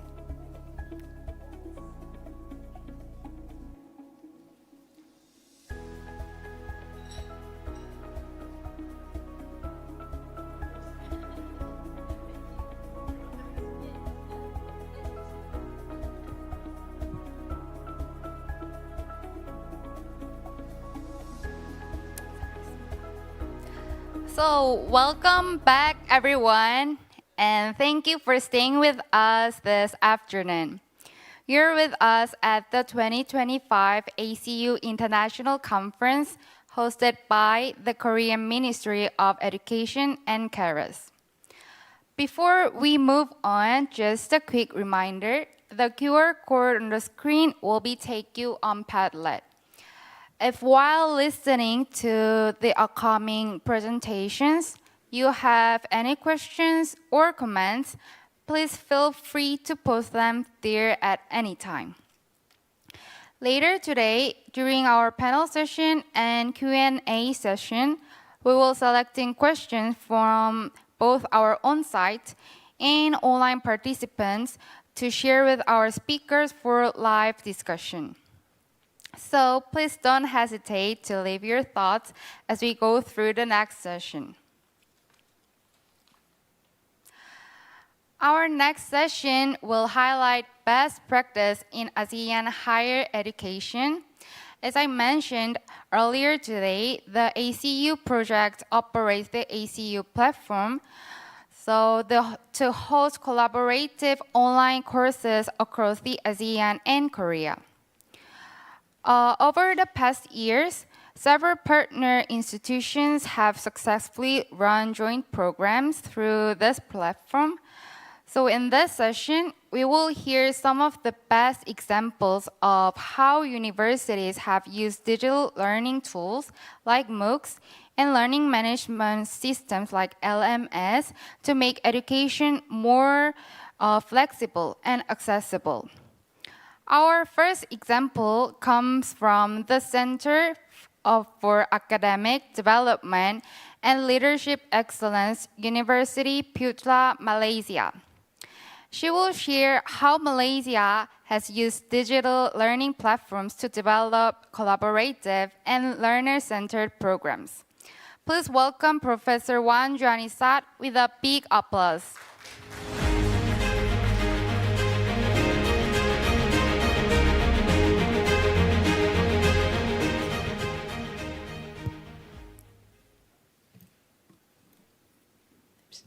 Bismillahirrahmanirrahim. Assalamualaikum warahmatullahi wabarakatuh, and a very good afternoon, everyone. Thank you very much for the kind introduction. Distinguished colleagues, esteemed guests, and respectful educators and participants, it is my honor to be here today. Thank you again, Ministry of Education and KERIS, for having me to share the reflection on how Malaysia is reimagining higher education, focusing on the stackable credential and digital transformation. And I would like to share with you as a chair for the Malaysian Higher Education Teaching and Learning Council that consists of 20 public universities, 4 government-linked universities, Department of Higher Education, Department of TVET, and also the Director for the Center of Academic Development and Leadership Excellence, and directly involved in the Malaysian Higher Education Blueprint 2025-2035. I have the first-hand to see the higher education ecosystem in Malaysia, the changes that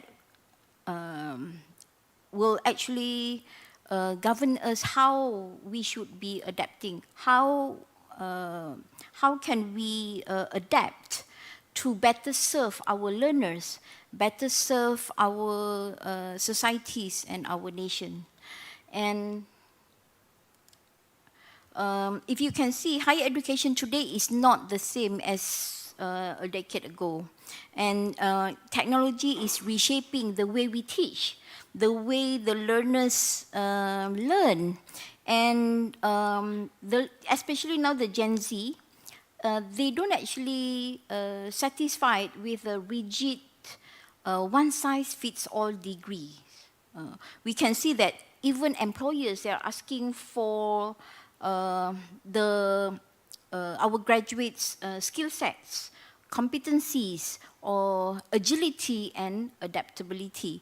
And these makes us, we need to also, in higher education, we can also see the trend of how the advanced technology and the emerging technology reshaping our higher education ecosystem. For example, designing the learning environment in the immersive environment like the metaverse education, using AR or augmented reality and virtual reality, for example. Metaverse medicine, pop-up, retail board. We have seen this many in restaurants, for example. And these are all the trends that we can see how Malaysia is actually, not only Malaysia, the whole landscape of higher education is changing due to all this technology. And we also see how the governments are urging us in higher education to align with the national priorities, with economic development and also sustainable development goals. So Malaysia, like many nations in ASEAN, is standing at the crossroads of these transformations. And we are moving toward the knowledge economy fueled by innovation and international collaboration. So the question we must ask ourselves is, are we preparing our learners for the future where we know that they will change their careers multiple times, where they actually, they will need to continuously learning? Are we preparing them for that? And where learning will be lifelong, life-wide, flexibility, and stackable. And only 5 days ago, the CEO of Google DeepMinds and the 2024 Nobel laureate said, he mentioned that the most valuable human skill for the future is learning how to learn. And are we ready to prepare these students? And as educator myself, it is our responsibility as the 21st century educator to teach or to guide the students on not to teach them what to learn, but to guide them on how to learn. And globally, we can see the drivers of the change. For example, we are leveraging, I'm showing you some of the trends and reports and highlighting what are the drivers of change. We can see that we are leveraging on digital technology, hybrid learning, high flex learning. We are focusing on sustainability, global health, interdisciplinary research. And in order to do that, okay, when we are actually focusing on DEI, I think earlier also we mentioned about DEI, diversity, equity, and inclusion, curricula also must adopt to meet the evolving labor market demands. And you can see many of the trends and the reports showing how there are emerging competencies, okay? There are competencies that emerge as essential due to this disruptive technology. We can see flexible learning model, lifelong learning, sustainability, blended learning, again, customized education. Earlier, we mentioned, earlier during the Prof. Song and Prof. Jentavis mentioned about personalized learning. It's all about individualized, customizable education. Flexible education is about customizable education. And we all, if you can see that, we are also promoting meta-literacy to counter the rising tide of this misinformation. And the challenge is how to guide our students to be ethically responsible. Besides the normal soft skills like communication, critical thinking, problem solving, the emerging competencies is also about human-machine collaboration. How our learners able to work with machines, with smart system, and with automation, for example. And students or learners will need the competency for digital fluency. And this is 2025. This is not about digital literacy anymore. It's about digital literacy and applying the data, okay, and so that the learners will be able to fluidly able to make use of the data across platforms and quickly mobilized, able to be mobilized to solve problems and different domains. That is one of the example of what we call as systems thinking. I think our Prof. Song earlier also mentioned about design thinking and the future work jobs report by World Economic Forum. Systems thinking is one of the most important competencies or skill set that is needed now, which is also the first competency for sustainability. And when we look at about the changing landscape, we are talking also about the emerging competencies of our learners.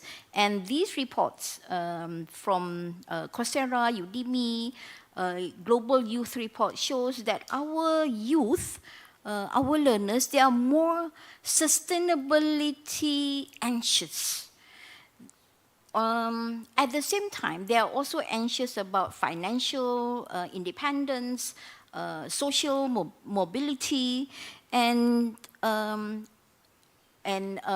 that's why when we design our higher education, we should be focusing on youth-centric approach.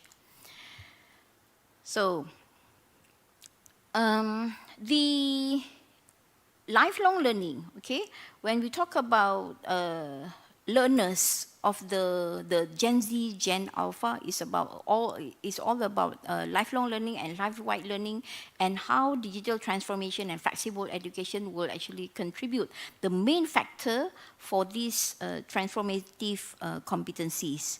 And our approach, as I mentioned just now, to be youth-centric, higher education should not only prepare learners for employment, but also empower them to exercise the agencies.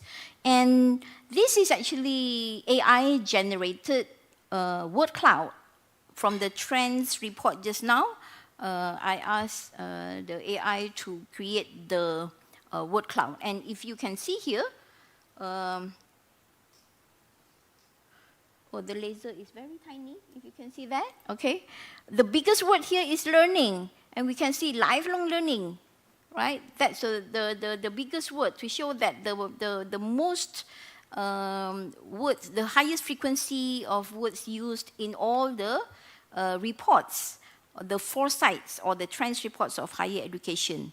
So that's why higher education, we should also design, moving forward, higher education is to guide our students, empower the learners so that they will embrace lifelong learning again and to act ethically and responsibly and to learn interdisciplinary, inclusive and equitable ways. So this is where micro-credential comes in. I think all of our speakers have also mentioned about how micro-credentials, models and flexible and also high-flex learning come where the landscape of higher education is transforming. So since 2020 in Malaysia, we have introduced the micro-credential guideline, and in 2023, the guidelines to good practices on the quality verification of standalone micro-credential. Just now, Prof. Jintavi showed us how we verification of the translated MOOC, for example. So for standalone micro-credential, which is non-academic micro-credential, need verification. This is the guideline that we are presenting. And since the guideline was published, there were 68% of increment in the micro-credentials, and stackable degrees are growing about 29% annually. And we can see that, of course, after the pandemic, we can see that the online learning has been booming. This is also high-flex learning. Okay. These are all the trends. Now, based on the higher education digital capability framework by Holland IQ, this is one of the references that we are using to identify the competencies of educators in not just in AI competencies, but in digital competency. And some of the educational technology tools.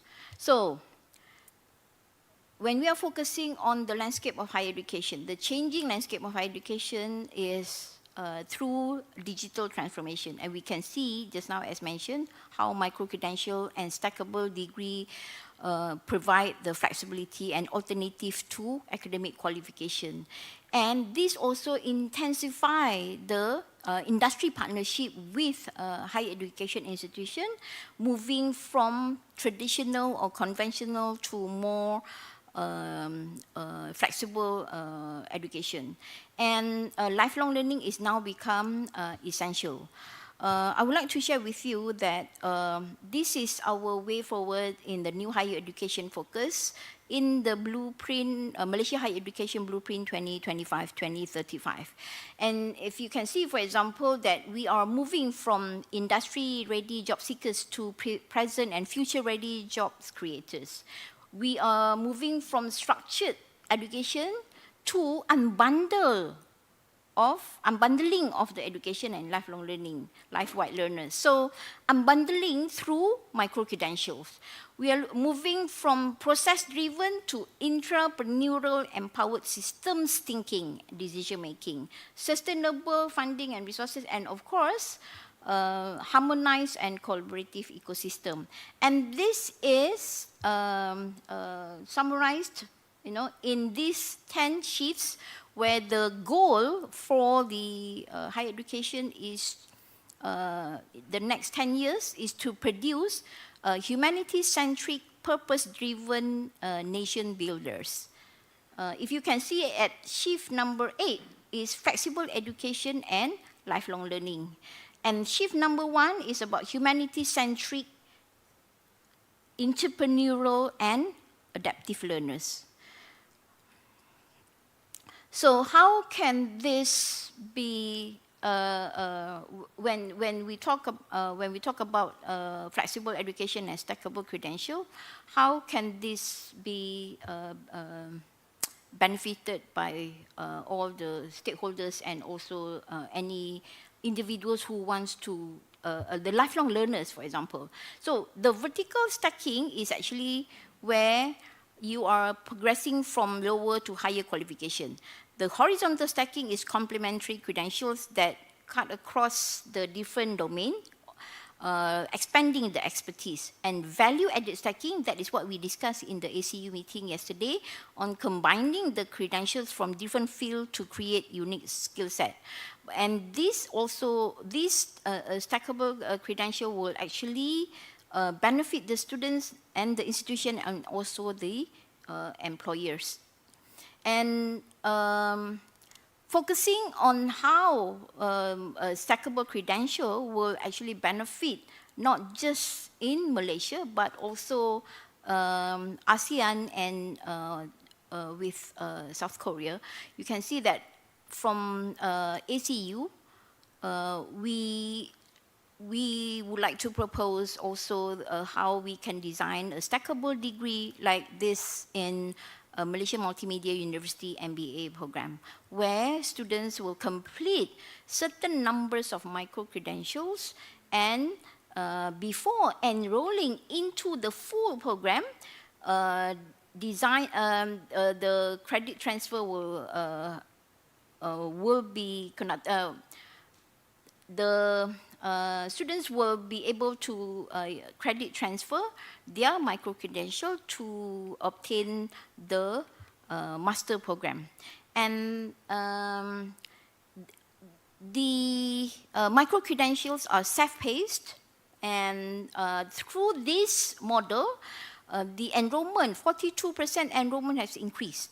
Okay, and 78% completion rate with 90% employer satisfaction. Okay, so how can this model will be the initiative for Asian and Korea educational collaboration through ASEAN Cyber University project that has been there since 2012, and we can see that there are also many other success factors, that cross-border collaboration with the strong support from the Ministry of Education and KERIS, for example, and the centralized ACU platform. Designing the stackable degree will be quite an innovative, collaborative framework that we can work together, where building or developing the micro-credentials will and build towards progressive, stackable full degree. What we have right now is value add, but moving forward, maybe for moving until targeting 2030, we can explore and work towards stackable degree.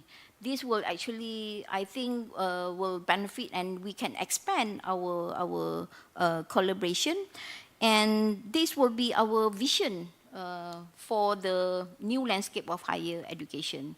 And again, with the emerging trends, not just using the existing platforms, we also perhaps will look into how AI-powered learning pathway through micro-credential can be part of the career goals, not just for the learners, but also any individual. And with the existing ASEAN Secretariat and regional QA standard will actually help to seamlessly integrated this credential ecosystem into our collaboration, and let us join together to reimagine higher education, and let us build this collaborative, flexible, and stackable pathway that transcend borders and empower learners and meet the needs of the digital economy. Thank you very much.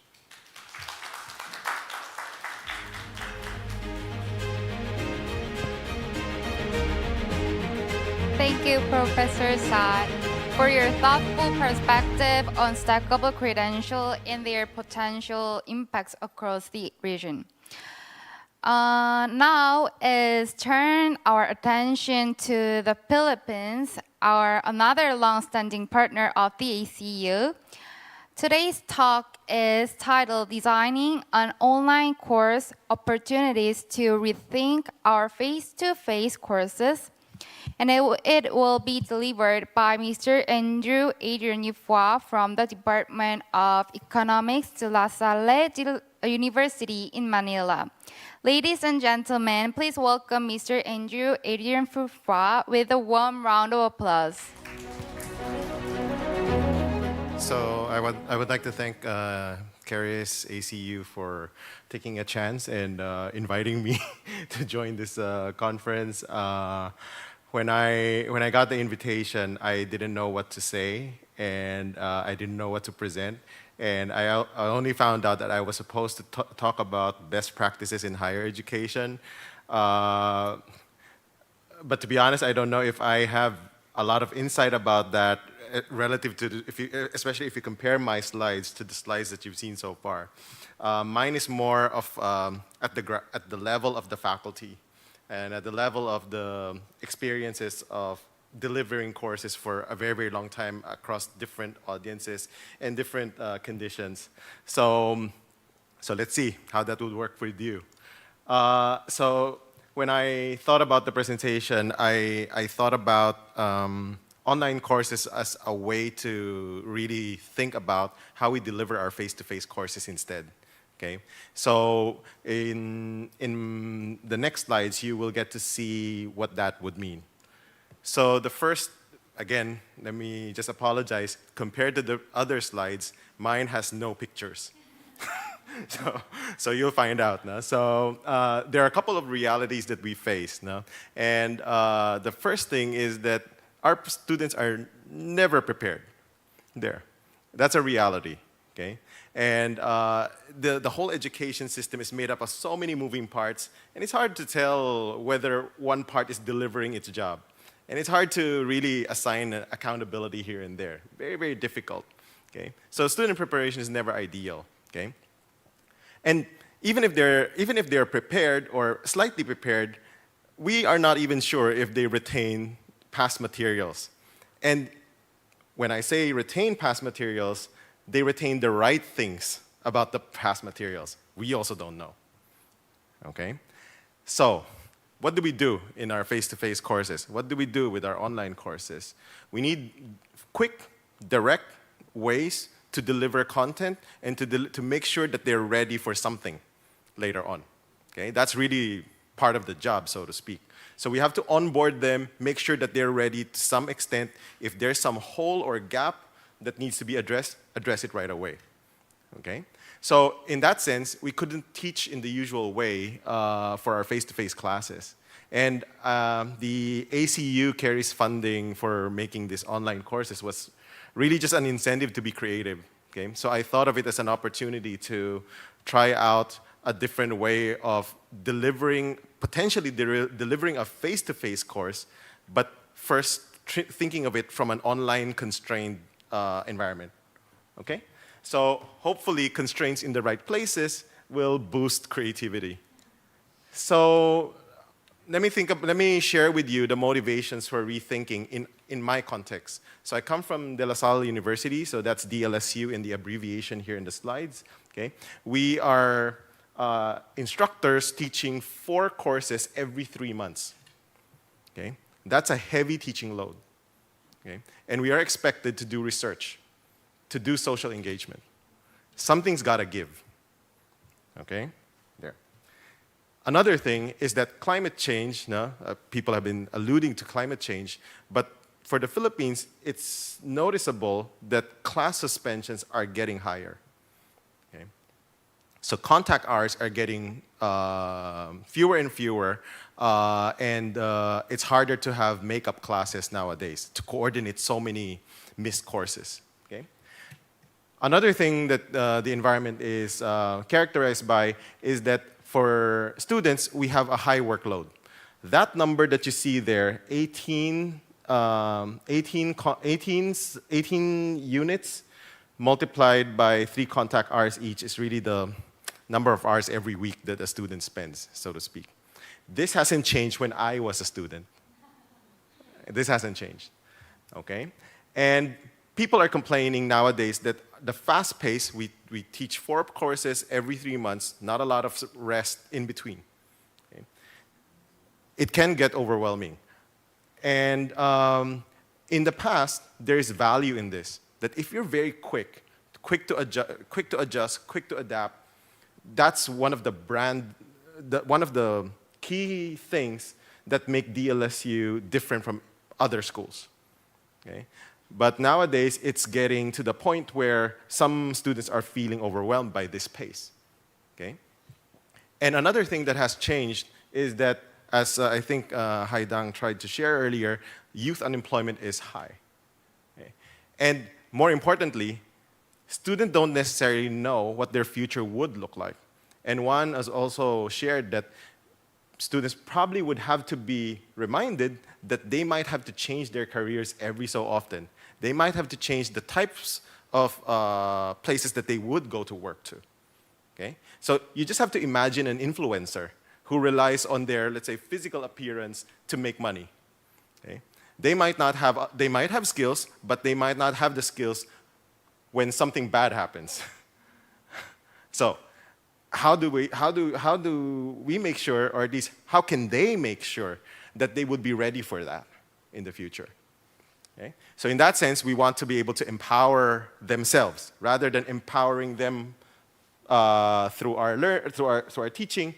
We want them to be able to empower themselves, to be able to move past whatever is taught to them. Okay? Another thing is from the side of faculty. As I said, we have multiple roles. Okay? We have multiple roles. And we are also accountable to colleagues when teaching prerequisites. And it's getting harder to shift blame here and there. Like, oh, you didn't teach this part? Oh, now I have to teach this part. Okay? So this conversation is rarely had, no? Especially in universities, especially when programs have many moving parts. Okay?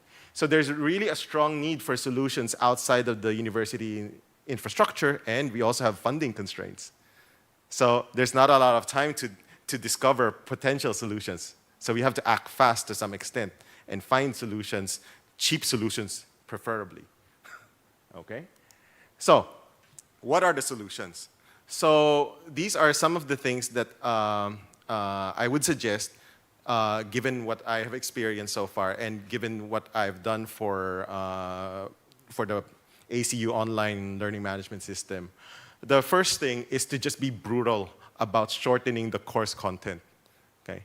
So get rid of things that are really not needed, but this one you have to really talk with people, not just local people, but people outside, and not just within ASEAN, even outside ASEAN. Okay? Want to add a topic? Remove a different topic.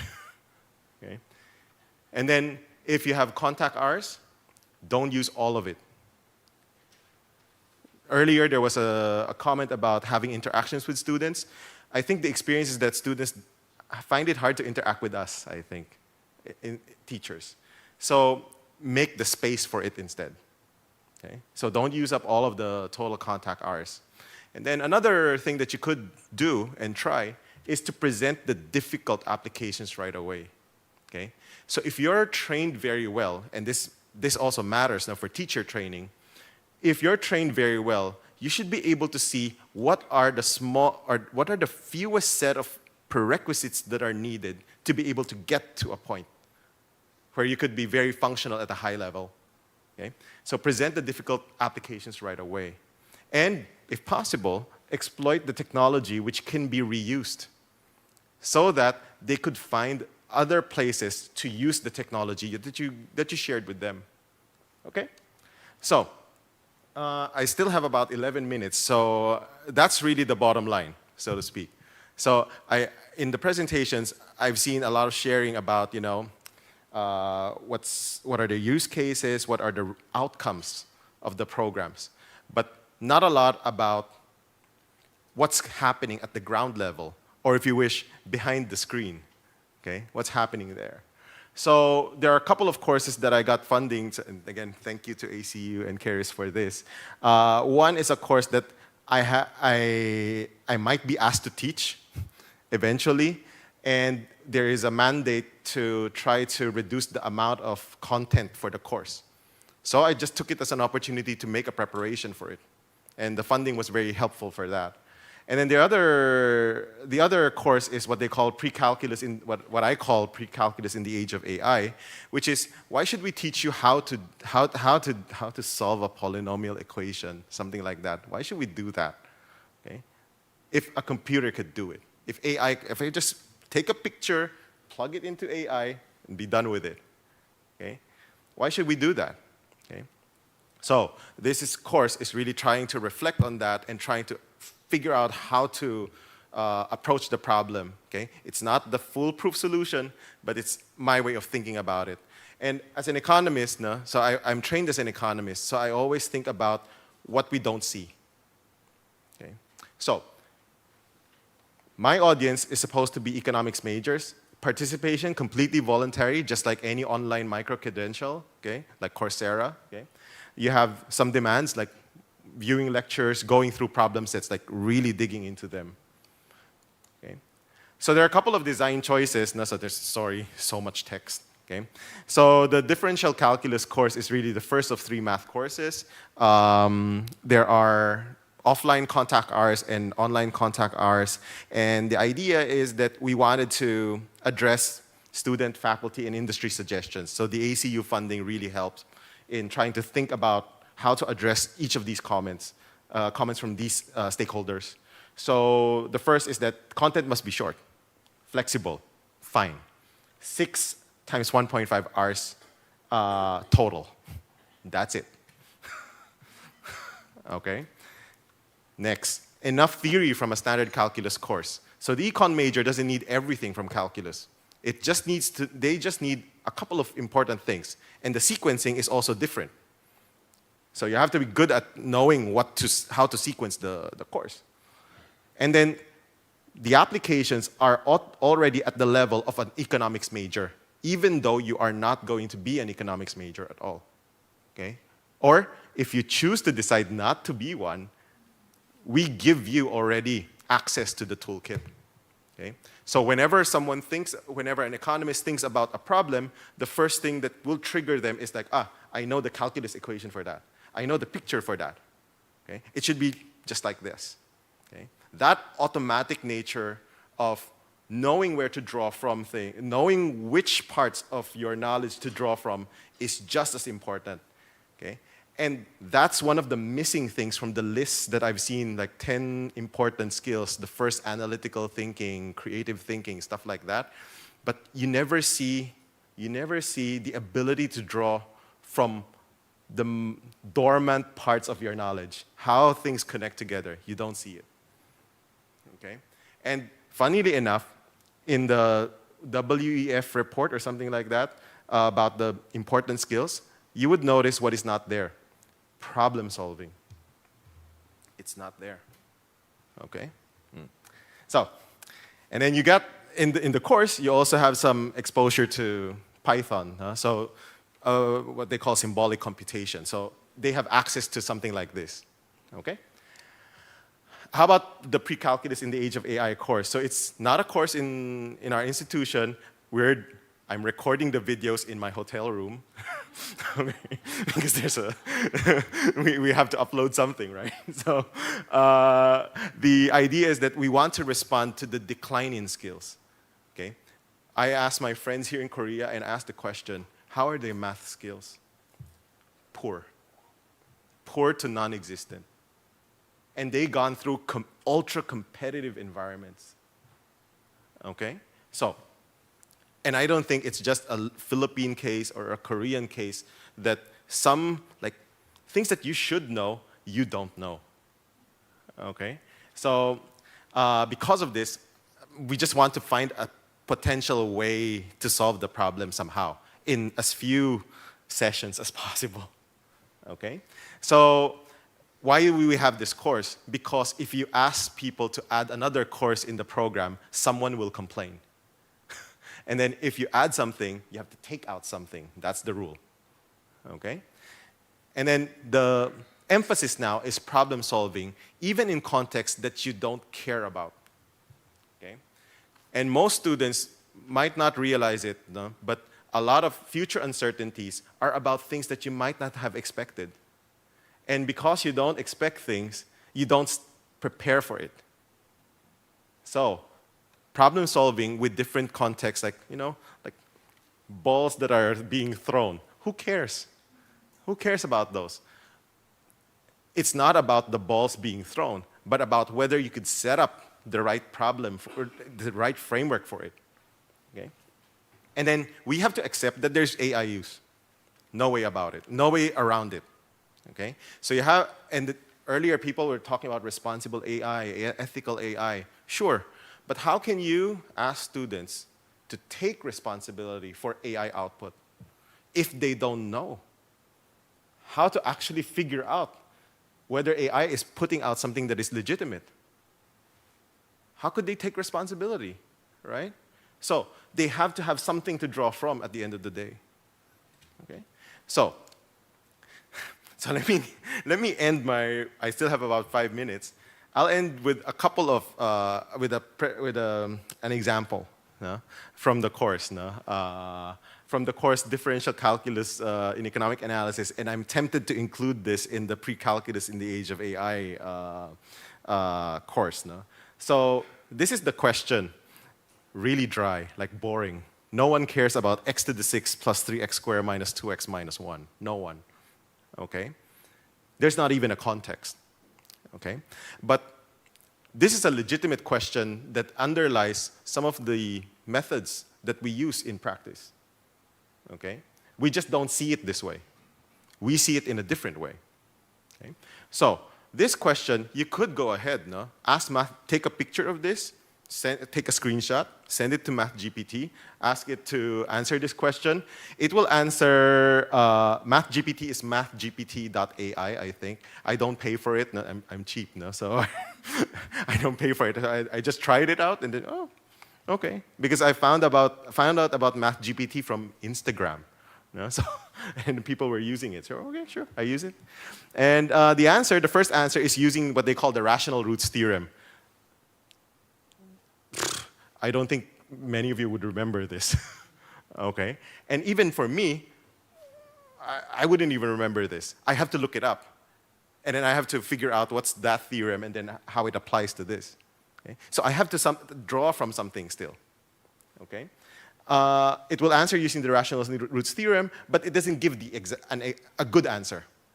Okay? The rational roots theorem gives you a bound, sets of like regions where you could find an answer. And then the other one is that it would also try to suggest something, like use a computer. Okay? Use a computer. And then there would be a solution. Amazing. Done. Okay? But the code has many lines. And how can a student take responsibility for that code? Okay? If they don't know how the code works. So, and I leave it to you to think about what do you think students are supposed to learn from this? Okay? And you have to ask the question, what does MathGPT do first? And then, more importantly, what does MathGPT not do? Okay? And the problem nowadays is that you have to do prompt engineering. You have to modify prompts here again and again. And it can be a waste of time too. Okay? So rather than focusing on subject matter content, you're trying to engineer a prompt that will give you the right answer, and hopefully you have the knowledge to evaluate that answer. So at the end of the day, you still have to have somewhere to draw from. Okay? Another question that you have to think about is is the question useful for first-year economics majors? Yeah?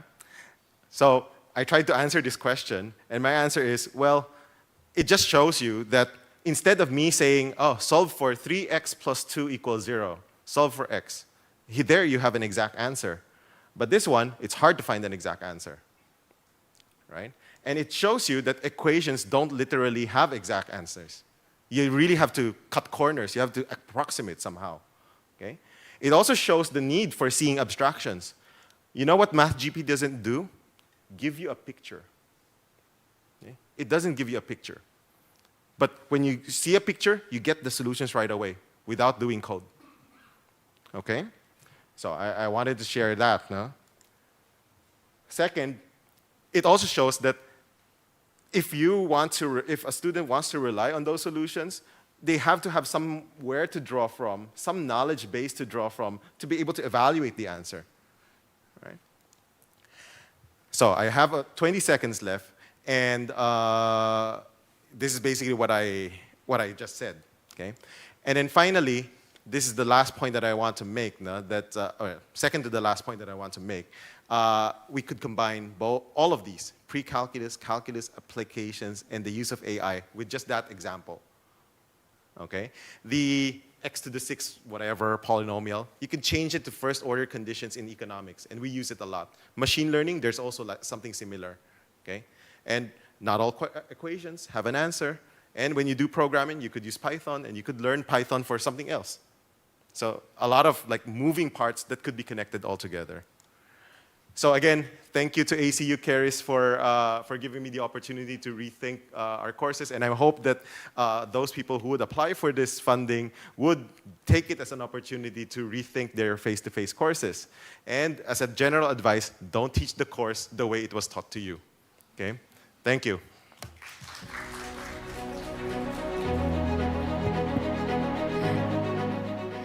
Thank you, Mr. Bua, for challenging us to rethink course design in the digital era with fresh and creative approaches.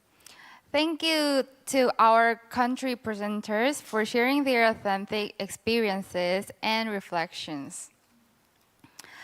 This time, we will move on focus on a broader topic, a common topic explored by all partner countries.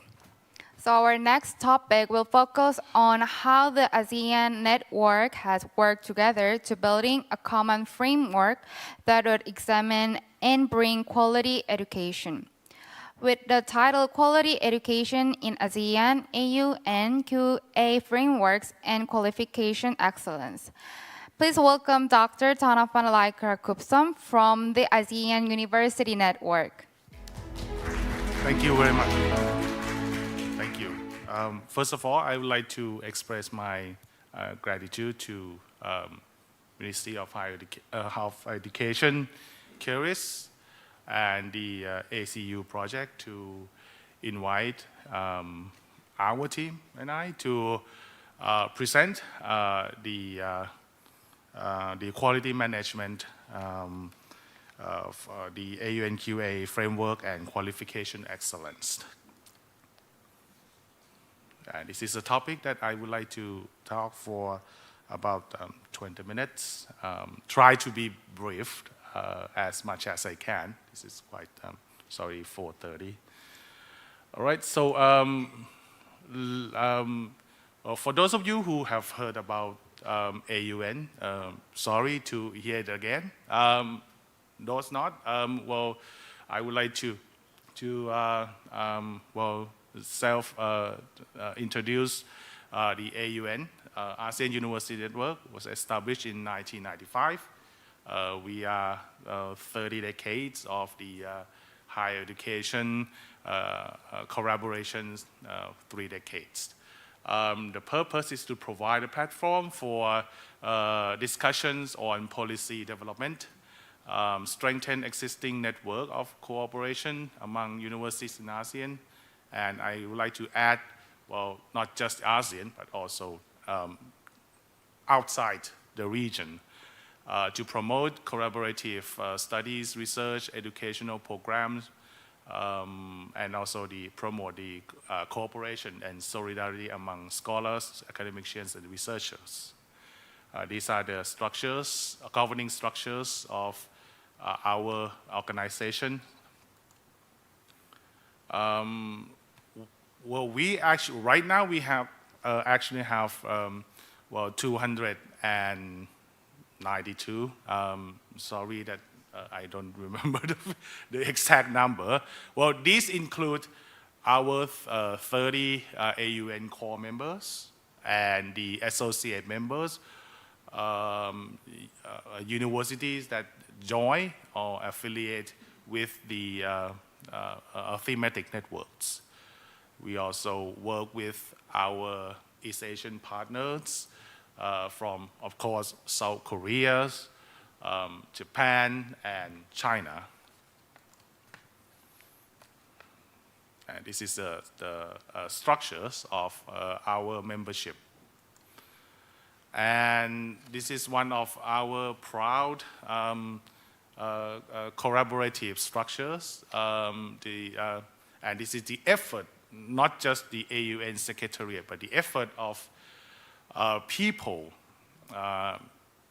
in the region and also outside the region to establish what we call the thematic networks. It's the sub-networks of people who are interested in the topic of their interest. So we have right now 20 thematic networks from quality excellence. I think many of us have heard about it. Health promotion, the technology enhanced personalized learning, which is also related to the topic that we have been talking. The engineering education, also the student affairs, culture and arts, well, the digital transformation, agriculture and food security. We try to cover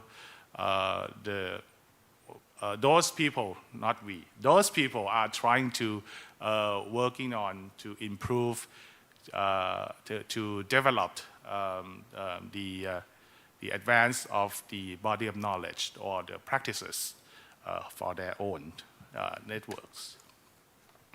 Of course, we have been collaborating with the agencies around the globe, not just in the ASEAN region, and every level that we can possibly do, from university, individual universities, national governmental agencies at national level, intercontinental organizations, the international organizations.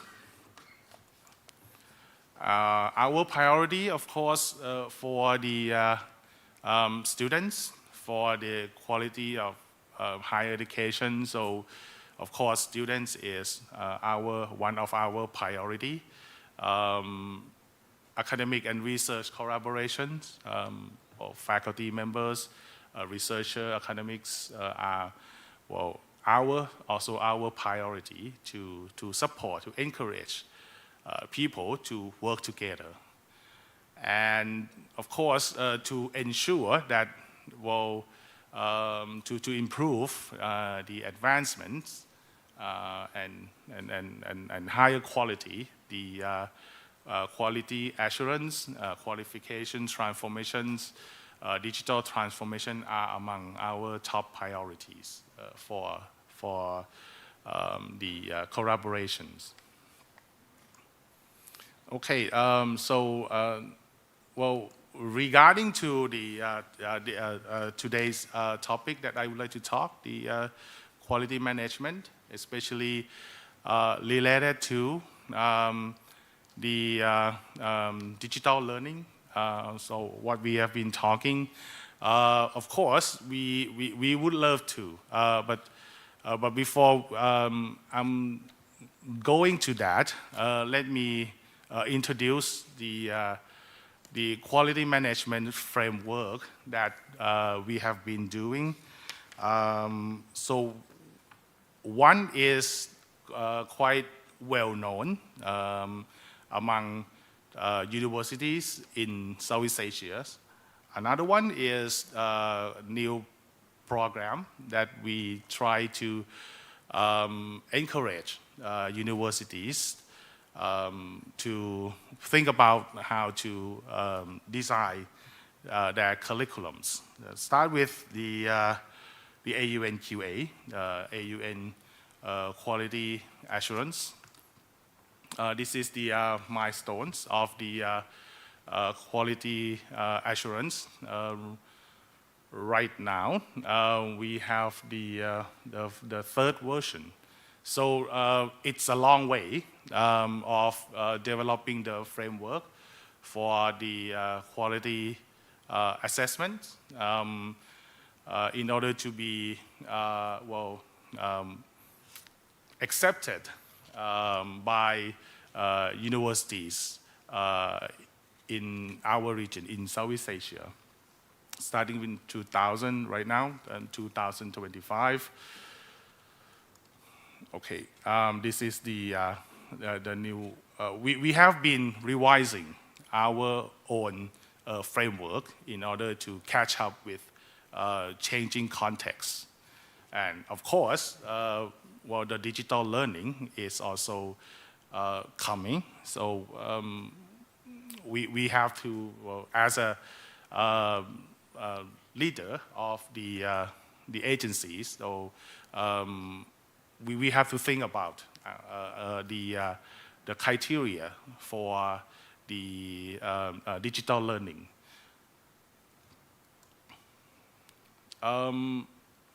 We have 190 AUNQA assessors.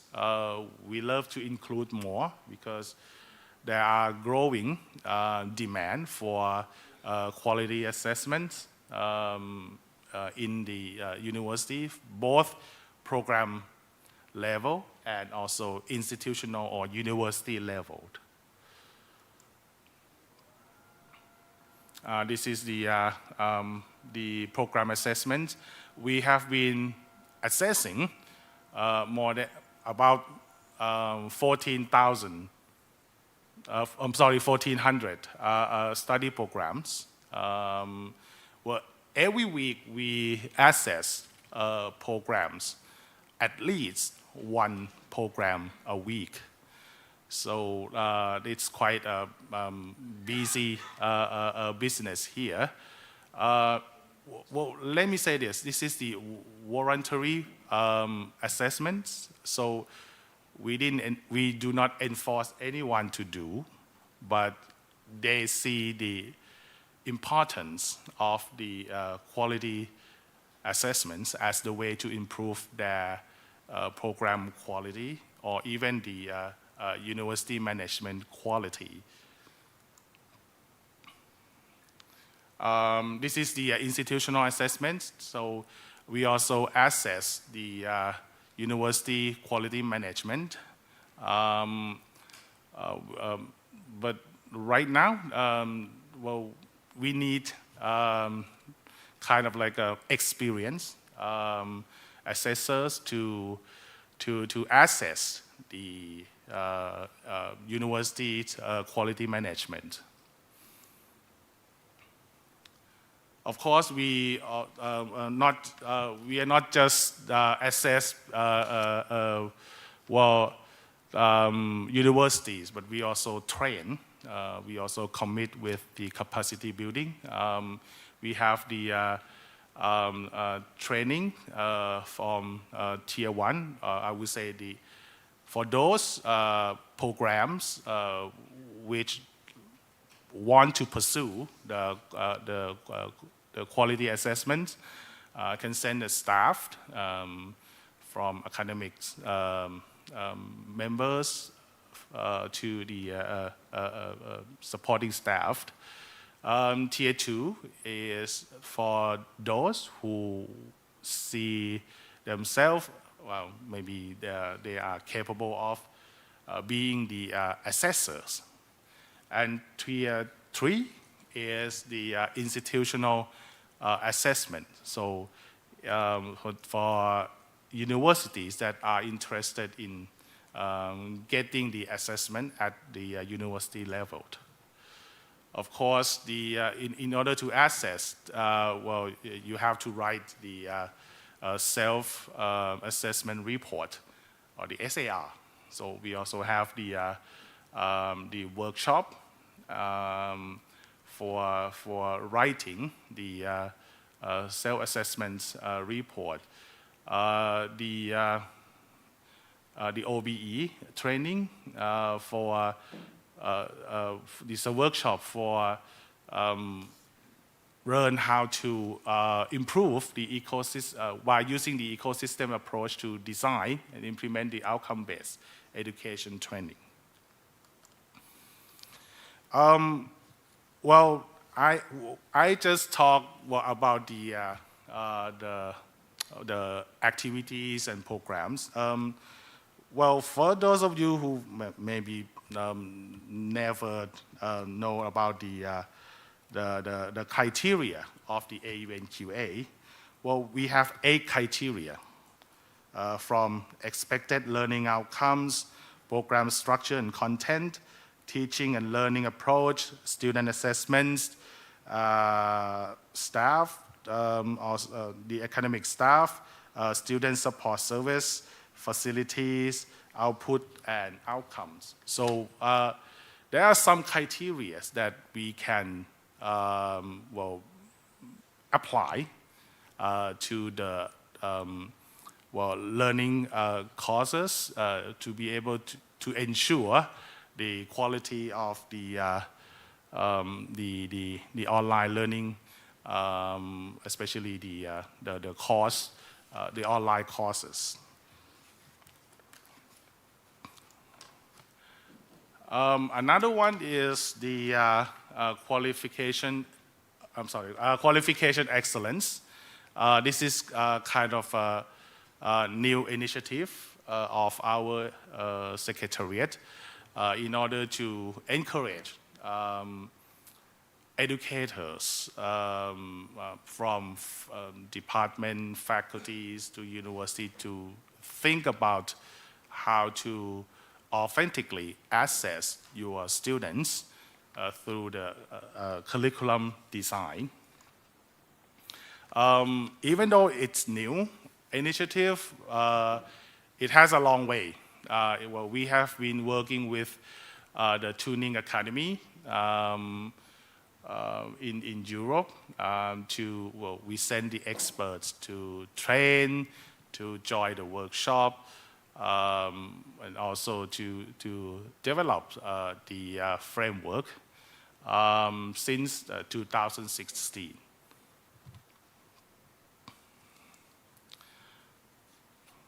And this is the pictures of the previous activities before coming to be the qualification excellence. Basically, well, the qualification excellence consists of the 3 principles: the KSR, knowledge, social responsibility, learning outcome, authentic assessment, and student workload. When Professor Poor talked about student getting a lot of work, and I also think about myself, well, I would say dumping a lot of work to our students, then, I think it's the 21st century education, so we need to think about how to calculate the workload for a student for them to be able to learn and to be able to assess authentically according to our learning program. So, and this is the first workshop that we had in June 2025. Well, thank you very much for the first batch to join the workshop for the qualification excellence. Of course, we are going to have the next round of kickoff in March 2026. I guess I have probably a couple minutes. Okay. All right. So what I'm trying to say is that this is what our principles of encouragement, collaboration, and also develop to develop the educational collaborations in order to improve the quality of higher education. We're starting with building the community of practitioners, and also once they will get together and have develop the tools, and then develop and redevelop the tools for human capitals, and also, they co-own what they have been establishing under the concept of inclusiveness, share of good practices, multilateralism, and solid track record. Okay, this is the table to compare the quality assurance and qualification excellence in terms of the purpose, scope of work, and also primary emphasis. QA is to provide a foundational assurance mechanism for higher education. For the QX, build on the QA, focusing on qualification and learning outcome excellence. Of course, they are more like sisters, helping each other. So we try to integrate the QA and also the QX as a way to working together for improving the quality of higher education. In terms of the mobility, both QA and QX also try to improve the qualification, the quality of higher education to ensure that our students receive the high quality programs. And thank you very much.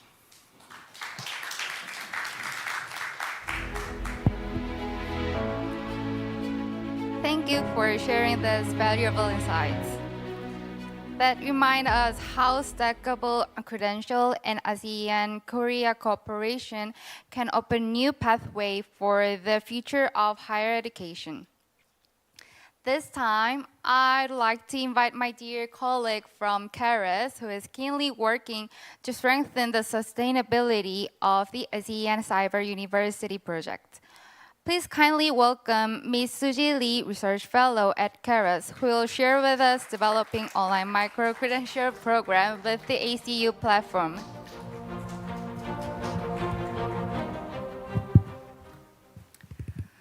Well, distinguished guest experts, professors and students from all ASEAN and beyond, with us on site, as well as joining online through YouTube channel, thank you so much for your attention. I'm the last person of the presentation today. But of course, don't forget that we have discussion session later on so that we could share our recommendations and opinions regarding the subject that the presenters have gave us an idea. Well, I'm Suji Lee, as introduced. I'm a research fellow at Korea Education and Research Information Service, known as KERIS. I'm also have been working for ACU project since the year 2023. And I'm proudly honored to be here to share what we found. Actually, students and faculty of ASEAN countries are thinking of regarding the online micro-credentials. Well, today, so far, we talked about the flexibility which enhanced the education, higher education, K-12, also the lifelong learning. And one of the top strategies to enhance and to implement that flexibility in the education is that micro-credential programs, whether it's online or offline. But for my presentation, I'm going to present to you what students and faculty of ASEAN countries think of online micro-credential programs. While the work we have done, I'm sure that it should be situated within a much larger and incredibly important regional context. ASEAN has set unambiguous goals through its ASEAN Roadmap year 2025, which must be one of the important aim is to realize a common space in higher education in Southeast Asia. This roadmap must be a crucial stepping stone toward ASEAN long-term vision of resilience, innovative, and dynamic and people-centered ASEAN community by year 2045.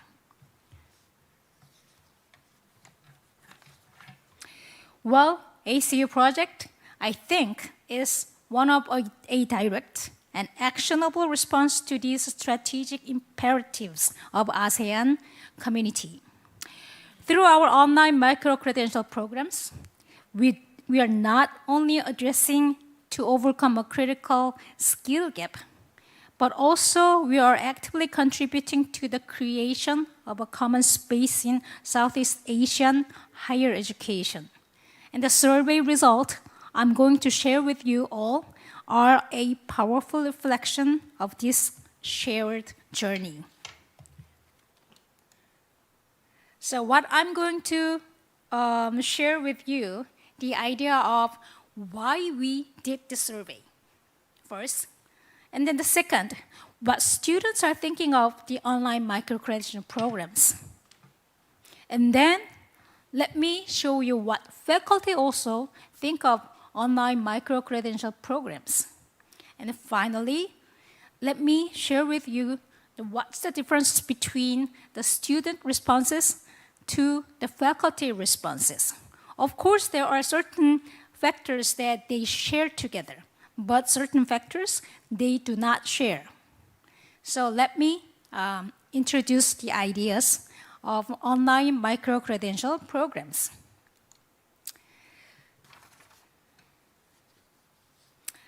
Well, this survey was jointly conducted by ASEAN University Network and ACU Secretariat together from December 2024 to January and February 2025.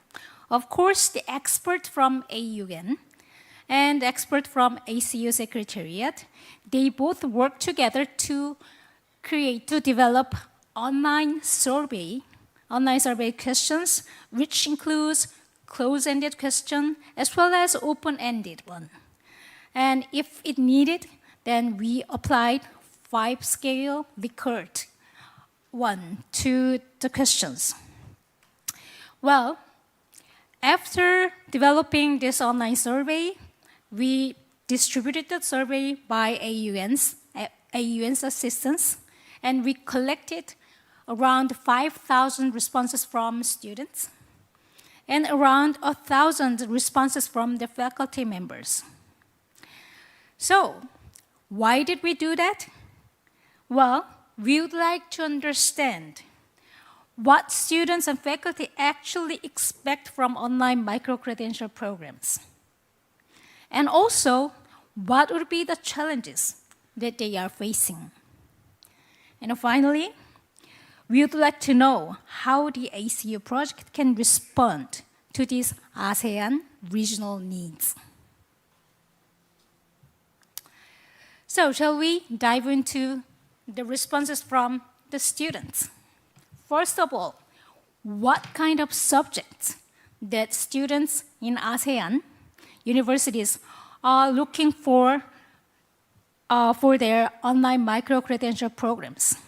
Well, overall, ICT-related fields, including programming languages, databases, things like that. Yes, ICT-related fields are on top for their preferences. But the thing is that, don't forget that ICT-related fields are followed by something like languages and literature, and social sciences, and humanities. Then what does this tell us? That means that even though the ICT-related fields are in top preferences, but the traditional subjects are also one of their preferences too. So what we need to develop for our online micro-credential programs, we need to have a balance on that ICT-related, as well as social sciences and humanities also. Well, this is the one that the overall student preferences. But when we break down this data by country, then you will see some differences. See? When we break this down by country, we see some fascinating differences. For instance, in Myanmar, yes, ICT-related fields are on top, clearly a priority. But in Laos and Philippines, what do you see? The social sciences and the language-related subjects are on top too. So these regional variations reinforce the need for a localized approach. While there will not be a one-size-fits-all model for this ASEAN community, what we need instead is that we must offer tailored programs that cater to the unique demand of each ASEAN member states.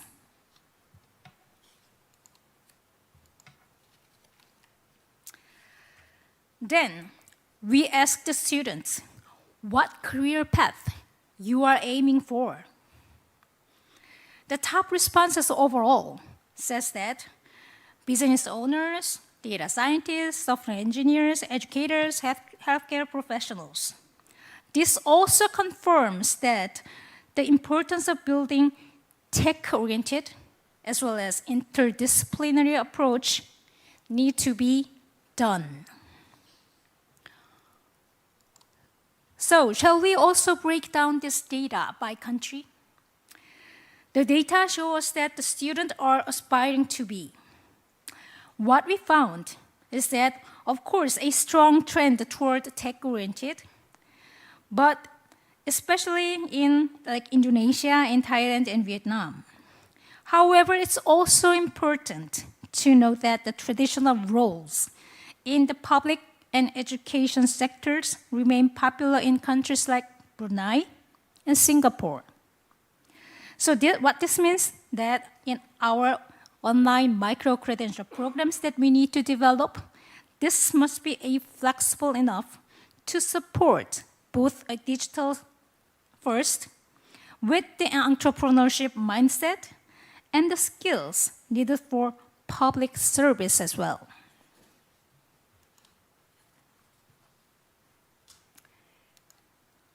Now, we also ask the students what skills they believe are essential for their future career path. The responses reveal a perfect blend of soft skills and technical skills, as you can see. Well, this question actually has been an open-ended question. So the students put their skills, write down their skills that they think, they believe it's an essential for their future career path. When you see on top, not just the digital skills, but they are thinking that the communication, critical thinking, and teamwork, those are like soft skills. They need those soft skills are the essential as well as the digital skills. So our challenge is to design online micro-credential programs that should be seamlessly integrate both set of skills on that programs. Next, let us see the disparities or the differences between awareness and the participation? Well, the data reveals a significant disparity. While many students have aware that they have heard of online micro-credentials program, but only the number who have actually participated is quite low, except for certain countries like Indonesia and Thailand. So, what the data tells us that this is a significant finding, as it suggests that the core challenge for us isn't a lack of interest, but rather an issue of access and an information and overcoming perceived barriers if there are. So what we need to do is we need to convert the awareness into an enrollment.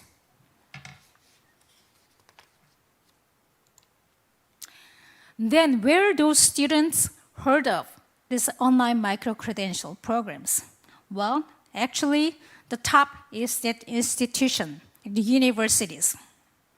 Yes, the point is clear. The university themselves is the essential resource for them to hear about the online micro-credential programs. Well, that's a great news because we are working with universities, and the universities are doing really good at the micro-credential programs.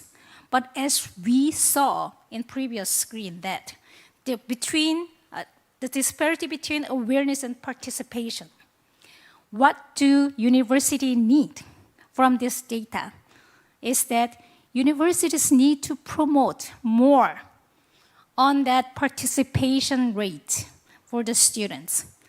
How can they do that? They can do on internal communication, as well as some platforms like young generation or students are fond of, such as TikTok, Instagram, Facebook, like SNS platforms that the students are playing with most of their time.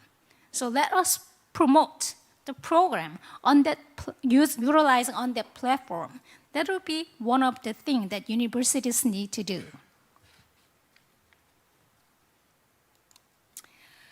Well, the next slide. It's something that we haven't done before, but we asked students from ASEAN that which country they believe that which countries are strong in certain fields. That means that if a country with the strong inclination or strong powerful in a certain subject, that student may take more courses on that subject with that country. So when we asked about which country is stronger than what subject and what other countries, is that Singapore has been a clear leader in the ICT, digital transformation, and AI. What about the Philippines? Philippines were highlighted for its strength in education and social sciences, as students in ASEAN believe. So what does this data tell us that? Let us create some courses like digital healthcare course from Thailand, which students believe that Thailand is really highly strong in that subject. So in that sense, this not only builds on existing expertise, but also it fosters a sense of regional pride and collaboration.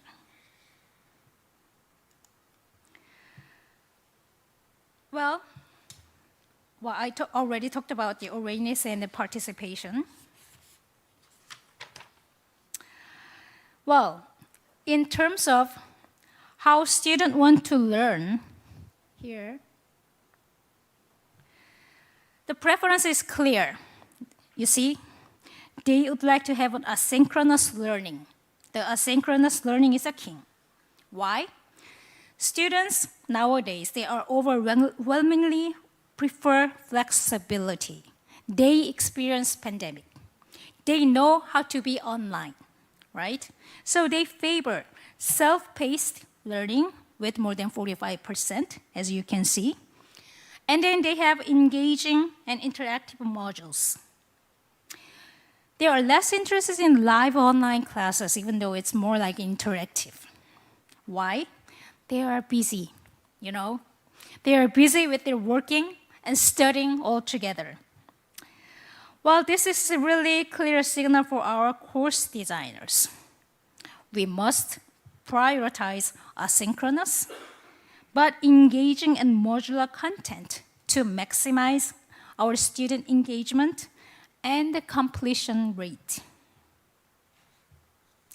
So our ACU platform, with the joint programs developed by ASEAN universities, those programs should be built on with this flexibility in mind, offering engaging self-contained lessons that students can complete at their own pace.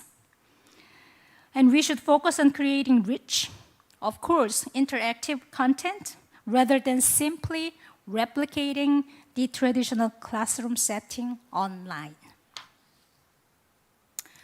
Well, students think how long these courses be. The answer is clear also. They want it to be short and focused. Well, majority of students prefer courses that can be completed in less than 3 months. What does it mean?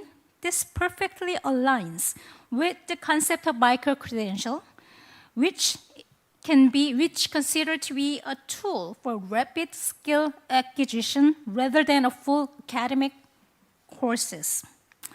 This is a strong signal that we should be developing concise and competency-based programs rather than longer semester-long courses.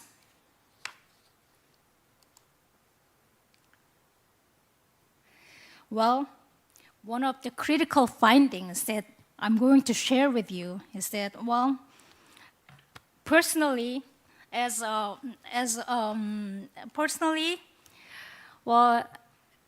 who works for the ACU project so far, it was really touching and concerning factors that we found from the student answers.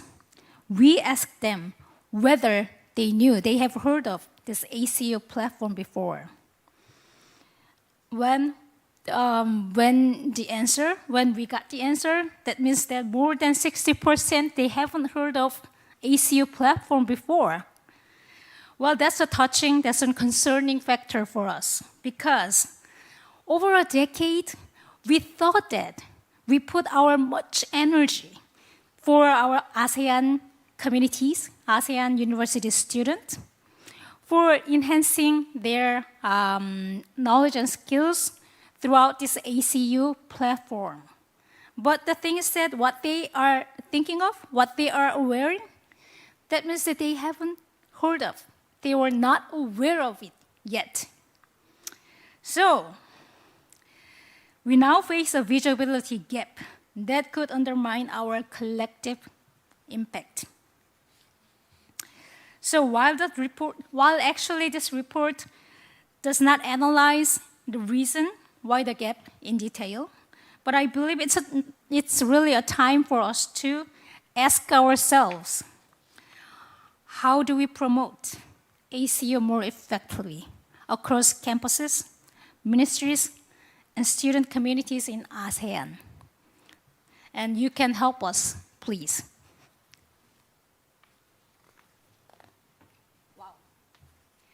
Well, I do have the findings from faculty, but since the findings from students are mostly important, I gave you findings from students more in-depth. So it seems to me that I don't really have a time for sharing the faculty findings, but let me share with you what's the difference between faculty findings and student findings.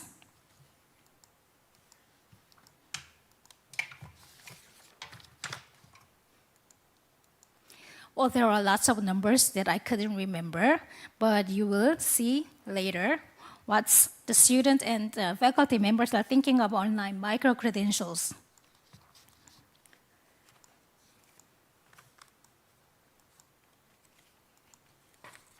I'm really sorry that I did not really manage the balancing between student understanding and the faculty understanding. But if you ask me, or if you ask me for details, then I can explain later anytime. So, well, for summarizing the faculty findings, we see a clear commitment to professional development and a strong willingness to collaborate. But however, this is being held back, just like a student, by a lack of institutional support, funding, and the policies. So what our path forward must be, it must involve creating an environment that empowers and rewards faculty for their innovation and collaboration. So let's bring both sides of coin together from the findings of faculty and students. What are the key takeaways from our comprehensive analysis? While both students and faculty value online micro-credential programs and prefer flexible online formats. But however, their priorities and the barriers are a little bit different. Students are driven by career needs and highly sensitive to the cost, while faculties are motivated by their professional growth, but are limited by institutional as well as financial barriers. So understanding these differences is the key to creating effective solutions. Well, based on these faculty findings and student findings, we've developed a strategic framework with 5 key recommendations. First of all, we need to improve visibility and communication. Yes, of course, we need to be more proactive in our outreach and marketing. Second, we must address affordability for students and provide adequate incentives for our faculty. Third, we need to align our curriculum to meet both student demand and faculty expertise.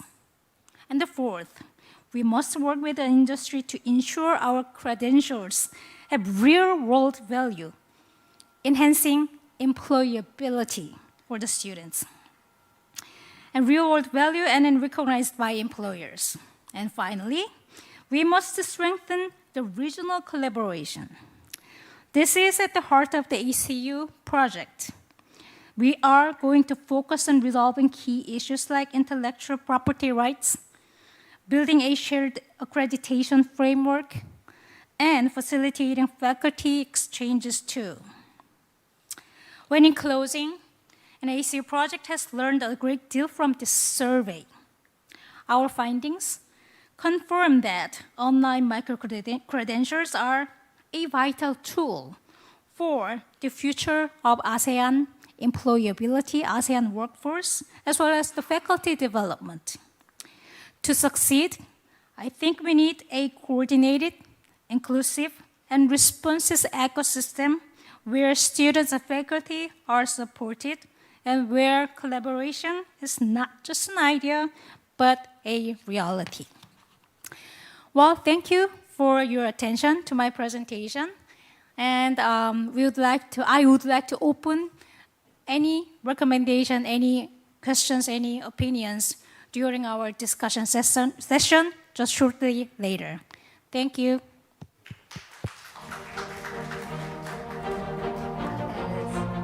Thank you, Ms. Lee, for sharing your findings. It was very insightful to see which subject was the most in demand, particularly in the student part, and how the research can guide the future of the ACU platform. Now, we will move into our final session of the day, the panel session and the discussion. panel discussion and Q&A. And this will be a chance to hear from several of today's speakers today and to bring in questions from both our on-site and our online participants. As we are making a quick adjustment to the stage setup, please bear with us for just a moment. So in the meantime, let me remind you about the QR code you see on the screen. It links to our Padlet page where you can post your questions and comments. If something came to mind during the earlier sessions, now is the perfect time to share it. Or for speakers, you can use this time to prepare your answer. So some of your questions will be selected for our panelists to address in this session. So while the stage is being arranged, please feel free to take a short stretch or sip of the water. We will let you know the moment we are ready.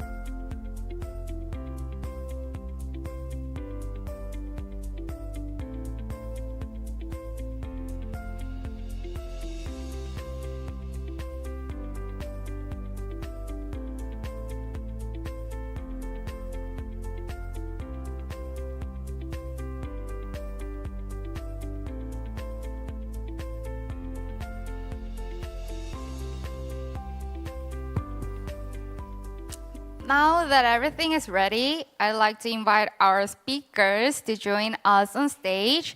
Ladies and gentlemen, please join me in welcoming today's speakers with a warm round of applause.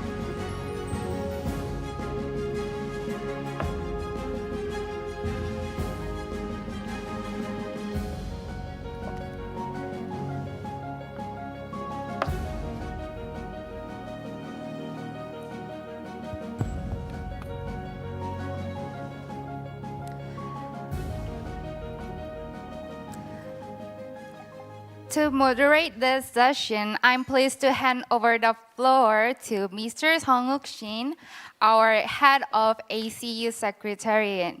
Please welcome him with a round of applause.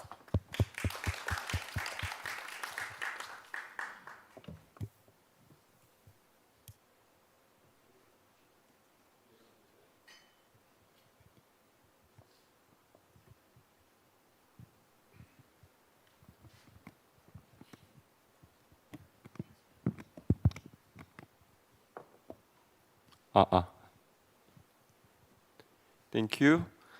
Before we start, I'd like to introduce our speakers again. From my left side, sorry. Mr. Kamal Mamet, thank you. And Professor Jintabek Kraisang, thank you. And Mr. Nguyen Haidang, thank you. And Professor Wan Joannis Sadat, thank you. And Mr. Andrew Adrian Phua, thank you. And Dr. Thanaphan Rakopsep, thank you. And Mrs. Sujiri, thank you very much. As the moderator, I express special thanks to all participants and all speakers. so as you can see the Padlet here, so many questions.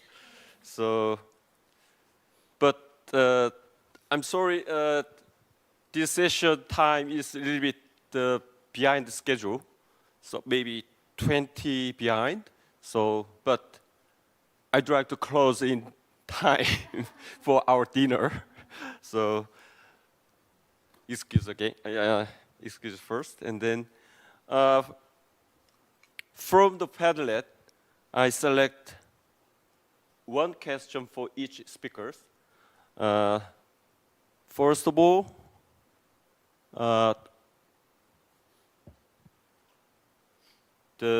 Mr. Kamal Mahmood, you have two questions I found, but I select one short question for you. What do you see as the top priority for reducing the digital divide across ASEAN? Is it a tough question? Yeah.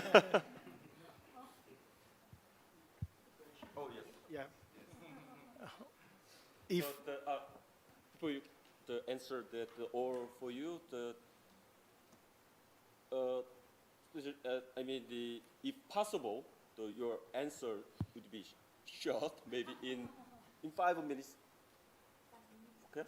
5 minutes is very long. Oh, really? Yes. I will answer mine in 1 minute. But basically, the issue of digital divide is very real in ASEAN. I think in terms of the urban-rural divide has been discussed across all the different ASEAN platforms. One of the things that we recognized very early on, even at the onset of the ASEAN Cyber University project back more than 10 years ago, is really about reaching out to the rural areas as well, right? And I'm not sure exactly how we address this, but in terms of my next stage, in terms of how I foresee, I envision ACU, it's really about more extensive outreach and promotional work that has to be targeted. And one of the reasons why in my presentation earlier, I specifically mentioned the CLMT countries is really for us to perhaps discuss separately how we can formulate, technical activities that really bring these universities in these areas together. So whether, it's a university in Sabah or Sarawak or northern Thailand, or a southern part of Vietnam, those are the things that, we can have more targeted approaches to address the digital divide. That's how I see it, basically. Yeah, but in terms of whether it's a top priority in ASEAN, it has always been a top priority, but in this particular online micro-credential activities that ACU offer, there is a stronger need for us to do outreach and promotion. Thank you. Thank you. After all answers from the Padlet questions, if we have time, I'd like to ask the floor, so you can ask to them. Okay? I will find next question to Professor Jinabe. You also have several questions, but I choose the short questions also. What policy support would be most effective to expand the Thai MOOC model to the other ASEAN country? Okay, so this is very challenging question, and I'm glad that you select this one. Okay, I think during this afternoon, we all agree that there are a couple key terms that I would say that would be, what we commonly believe in us and also Korea. First is the flexibilities. We believe in the flexibility of learning. Second would be how this flexibility learning can maintain the sustainabilities. And the last presentation, based on the research report, also reflecting that ASEAN learners, they prefer the personalized kind of learning. So together with these three keywords, I think we kind of have ASEAN career framework, within these three keywords. Together with yesterday, that we have the meeting to talk about, we would love to drive the framework regarding the metadata, the micro-credential. I think during these two sessions we can all see the big picture of our move toward the very clear direction. So to answer you, that is each country can take part, not only Thailand, and each country will have their own expertise. I'm glad that I've seen, the report, from that research said that Thailand is considered to be expertise in the healthcare, which is we are. Thank you very much for to honor us that, and and also other countries will have their own expertise. So I think each country can take part, in moving forward together, not only Thailand, and we kind of have the clear framework among ASEAN, Korea, toward this kind of online learning environment that we move toward the flexibilities and sustainability together. So that would be my answer. Thank you, sir. Thank you, and the very challengeable answers to the challengeable questions. Thank you. Okay, next question goes to Mr. Nguyen. Yes, I found one for you. What policy measures are most urgently needed for micro-credential to gain formal recognition in Vietnam?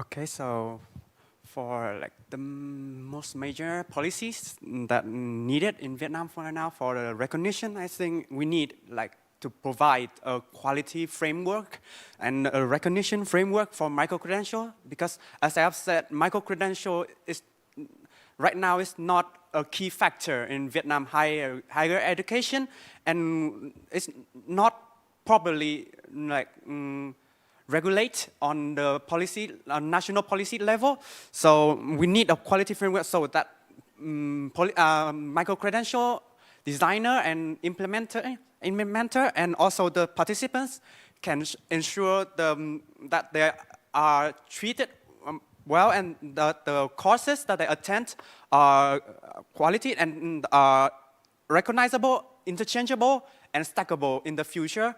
And I think in the next few years, after the declaration that we will reform the educational sector of Vietnam, I think in the next few years we will get an actual quality framework for micro-credential in Vietnam that is in line with other nations in ASEAN and aligned with the world as a whole. Thank you. Thank you. Next goes to Professor Wan.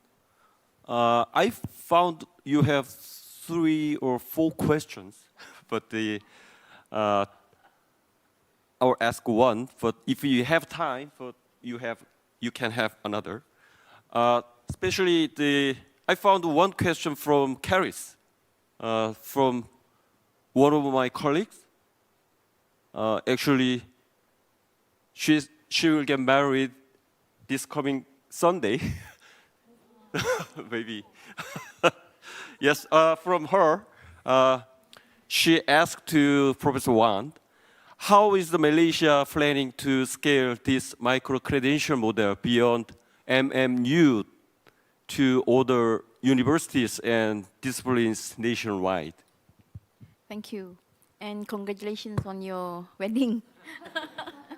Okay, we are actually having developing the guideline for the stackable degree in place.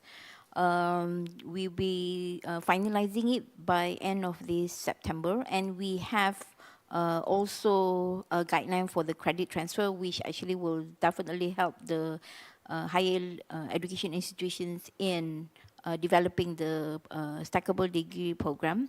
Of course, there are many other models that are already in place. And again, it's up to the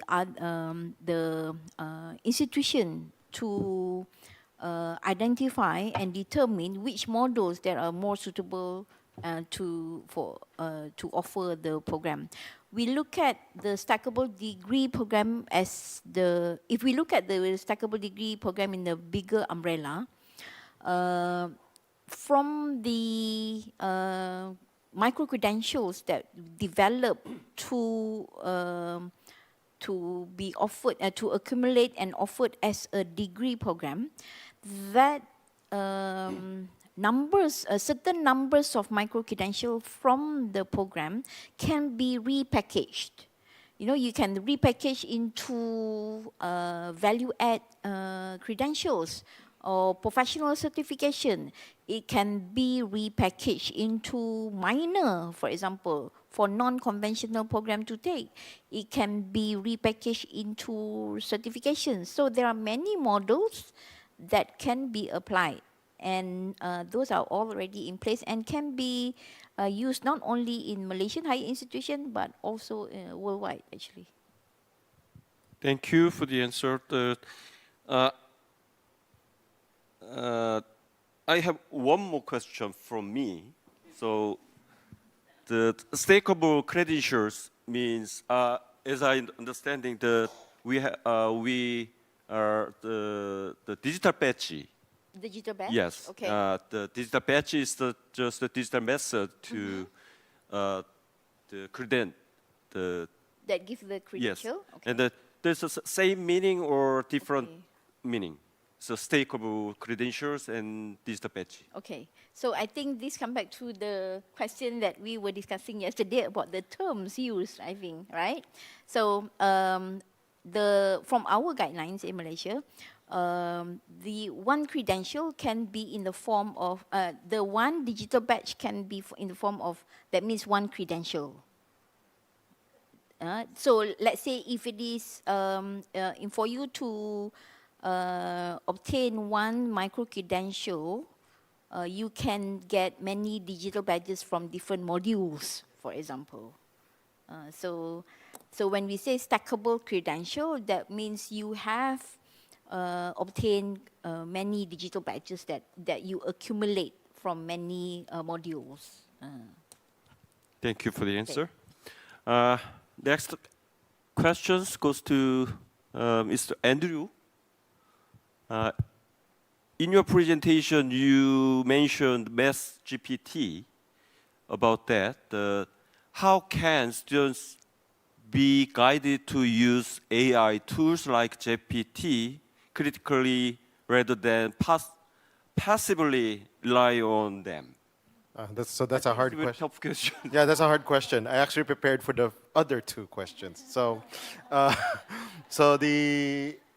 my answer to this, and I do it in my own practice, is to actually show them how I would use AI. That's the first, and I use the cheap one, or the free one first, because I didn't pay for the highest level. So I show them how to use that, and I show them that the value of skepticism. Like, it's not that you have to doubt everything. It's just you have to have a bit of doubt here and there in a healthy dose. And I try to demonstrate that. And I also show them that sometimes I actually don't know the answer. And by showing that, I could let them know that, oh, I'm also navigating it just like they are navigating material that is not known to them. Okay? And how do I actually cope with that? So that's, I think, by example is one way to guide the use of AI tools. The other way is the more, how should I put it, the tough love way. The tough love way is you give exams. That's the only way. You give an exam. And you give not a multiple choice exam necessarily. Okay? you could give a very authentic kind of exam question that requires them to actually think about things. And actually in a professional setting, I have actually tried it out. I have people who are so busy with their jobs, they've forgotten all their calculus skills, but they are mandated, or at least they are pushed to study abroad. And they find that people who have studied abroad coming from that institution, they find that they couldn't cope. So what I told them is that at some level you would be pushed still. So there's no going around the fact that you use GPT, but you have to use it as support rather than the main thing. And usually it's tough love that really pushes people to become critical about Math GPT to some extent. So I think that's how I would answer this question for the moment. Thank you. Next question is for Dr. Tanafan. Okay. You also mentioned quality assurance and quality experience in your presentation. About that, how are AU and quality assurance and AU and quality experience applied to complementarily in practice within universities? Okay, probably in my presentation, I went probably too fast. In the presentations, we compare aspects of AUN QA and AUN qualification excellence in three topics. The core purpose, I think I already mentioned in my presentation. The second one is the scope of the AUN QA and QX. For AUN QA, of course, both the internal and external quality assurance can be applied. So the university can use the criteria to improve the quality management in teaching, also the facilities and research. For the qualification excellence, the student workload matters. Of course, we want them to be authentically learned. So we need to think about the measurement of how students' workload can be in order to be able to learn in the 21st century. Also, of course, the curriculum designs, which is the next step, that how to decide the courses in the program to be able to be sure that students can receive the quality education. For the last topic on the emphasis, of course, the quality assurance is to ensure the consistent quality in teaching, learning, and the quality management. For the qualification excellence, we try to encourage departments, from programs, department, faculties to university to think about innovative way to design the curriculums. Thank you. The next question to Mrs. Suji. Probably based on the result of the survey, what approaches can effectively bridge the gap between student and faculty subject preference when designing curricula? Well, that's a challenging question, actually. Can I answer in less than 5 minutes? I'm not really sure. But the thing is that the most important for faculty as well as students for their online micro-credential programs subjects are that it should enhance the employability for students and the professional development for the faculty. What could be a balance between these two scope? Employability and professional development. Well, what we think at the ACU project, ACU Secretariat, after seeing those survey results, well, one of the things that we could possibly be a solution is that let's strengthen the localized approach for each individual member states regarding the subjects and regarding the faculty development.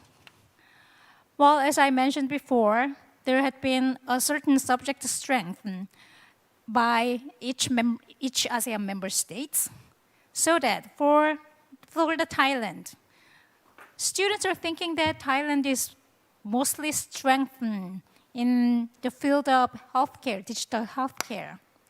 What that means that students in Thailand or students from ASEAN-wide, they would like to learn what that Thailand experience of knowledge of digital healthcare, and that will improve the students of ASEAN, their employability, wherever they are going on that ASEAN region.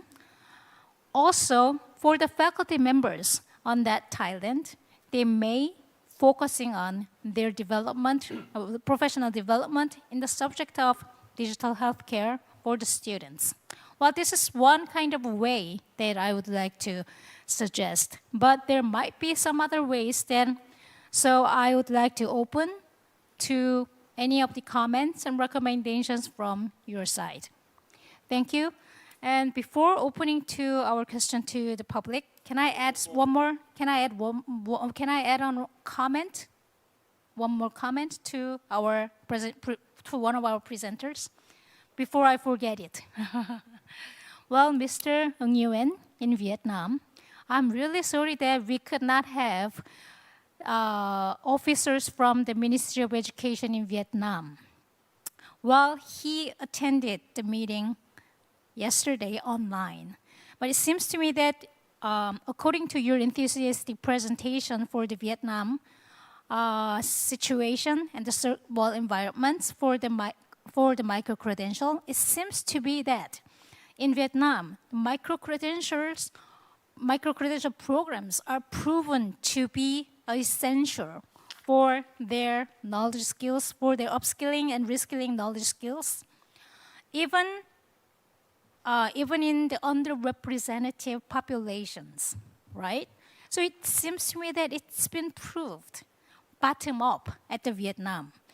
So what it seems to me really need to do in Vietnam is that as an officer in the Ministry of Education, they need to reform their policy more faster than before to integrate the micro-credential into their educational programs.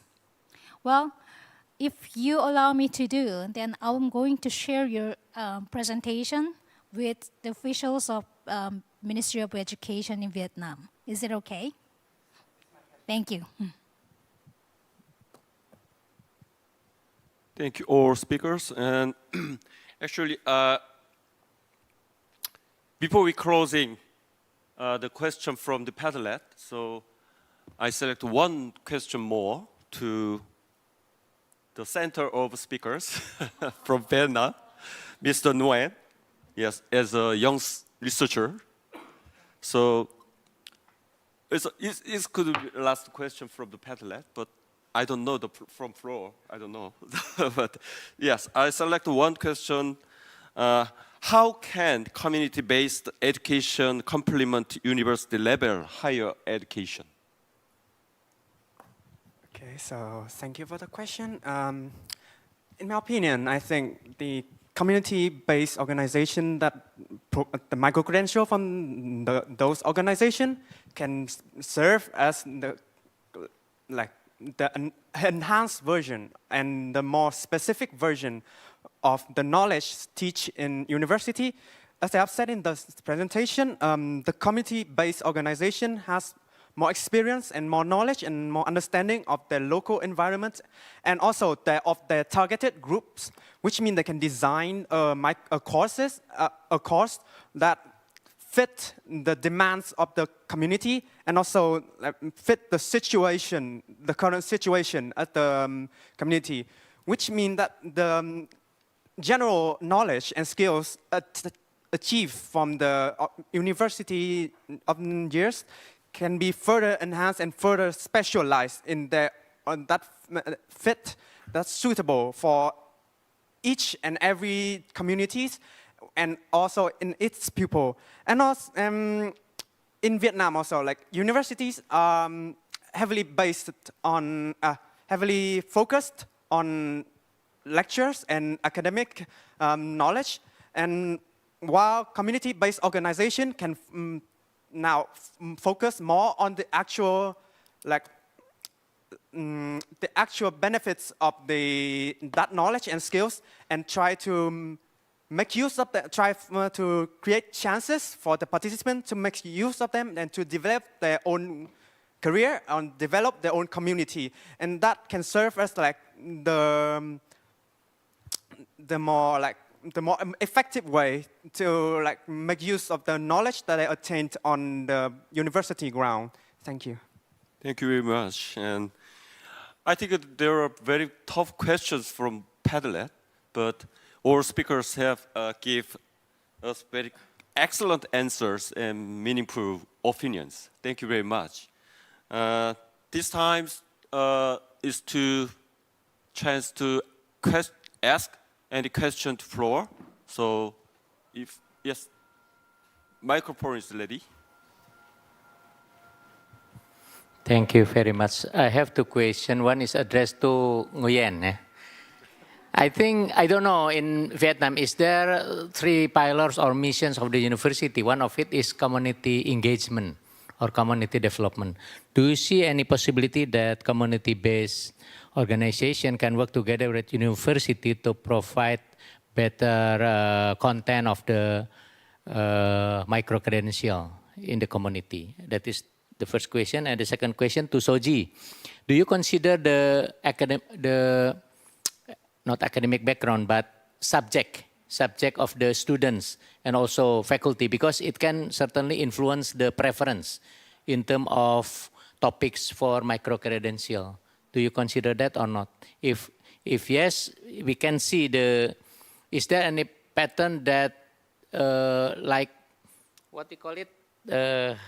I forget the term, but I mean for medicine, certainly I prefer to do micro-credential in health rather in other fields. So it is really dependent on the background of the field from the students and also from the lecturer. Do you see that or not? Okay, thank you. Thank you. For your question, yes, certainly. I think community-based organization can work together with university to provide a better and more approachable and more accessible courses on micro-credential. And in Vietnam, in one of my case of study, the Dynagen initiative from VSF, they actually have done this. They actually collaborate right this year with the Diplomatic Academy of Vietnam and the University for Social, I think, yeah, Social and Human Research, I think. Sorry, I don't remember the name in English. But these 2 schools have worked together with Dynagen Initiative and provide many different courses on skills such as how to write a research paper or write on how to do negotiations.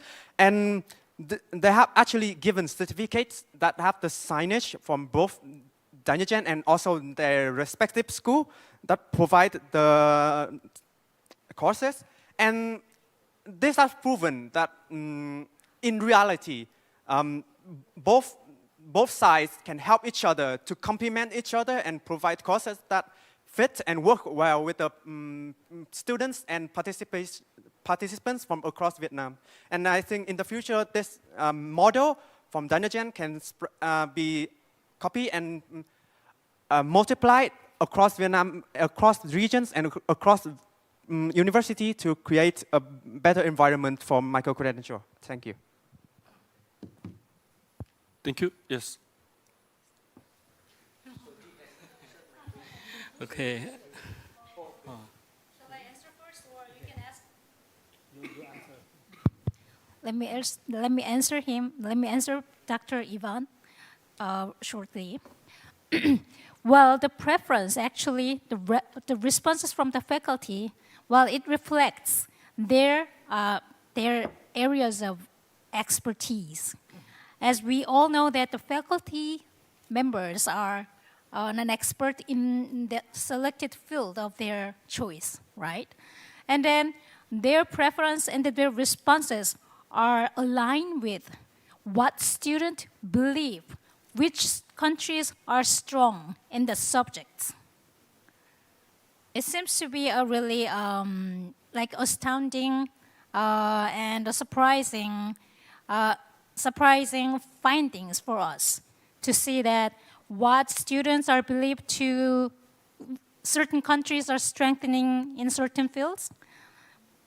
That also reflects what the faculty members, what the faculty's preferences on the subject by each ASEAN member states. So, well, the inclination or the preferences over the subject by faculty and students, it seems to me that their inclination go hand in hand. Can it be an answer? Will that be enough? Or what I can explain later more on that. Thank you. Thank you. Yes. Thank you for your presentation. It's a comprehensive one that we have this afternoon. I have two questions. One to AUN, and the second maybe all of you or one of you can answer to me. In Cambodian circumstances in higher education, especially higher education legal framework, we have a law of education, accreditation, establishment, university, and qualification framework. So we apply under these umbrellas of norm. For the AUN, I would like to ask that usually AUN serve the service for program accreditation, yeah? Right now, yeah, not institutional. If any university which provide online degree or qualification by combining with the micro credential or any module, and then student can earn and save it till 4 years, till enough credit to get the degree program. Do you have to access this program first, their operation, or let them operate, university operate this kind of training provision? And 4 years after, for example, students hold the degree program from one university. How do you recognize that qualification? And related to this also, program accreditation or program assessment. There are many universities in the region which to apply accreditation, program accreditation. How you access if there are so many programs? Okay, that for AUN. if you have applied assessment by using the age standard, the same standard, or apply assess online learning program within the same standard or separate standard. Finish all. And for the other, I think that maybe the same because Cambodian law support the lifelong learning and also flexibility in order to ensure the quality, equity, and sustainability. And so the criteria of establishment, the online learning by each university, how do you have the exam over all the documentation in order to meet the criteria before allow the university to operate, or let them operate, and then all the students who study by online learning get the degree, and then you recognize that program after. Yeah. Thank you. Okay. Well, thank you very much. Well, we both conduct the program assessments and also institutional assessments or the university level assessments. Well, the qualification for the program and institutional assessments, of course, you have to send staff to get the training, yeah, and then of course, the university has to be 10 years old in order to ask for the assessments, both program and institutional assessments. Regarding to online, I guess the main principle of the quality assurance or the quality assessments is the alignment of the program learning outcome with the cross learning outcome. This is I'm not the assessor myself. I cannot be due to the conflict of interest. But as I used to train in the tier 1. I think the main principle is the alignment of the learning outcomes from programs to course learning outcome. So we look at the alignment. In case of online, if the program, I'm talking about the program level, if the program have the online course that provide to the students, I think the assessors will look at the alignment of the course learning outcome, whether it is aligned with the program learning outcome or the principle of the degree program. I think that is that's my answer. I'm not sure if Kun Gong, you maybe. I think we don't have, still don't have the full online program assessment.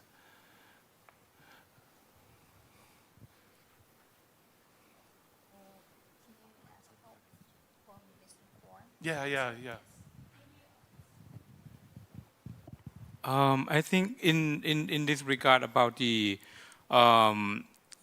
assessment of the online learning, we have been exploring with KERIS on this topic, that if there will be the assessment of the online learning courses, there will be modifications to the criteria of the AUNQA in order to adapt to the very nature of the online learning courses.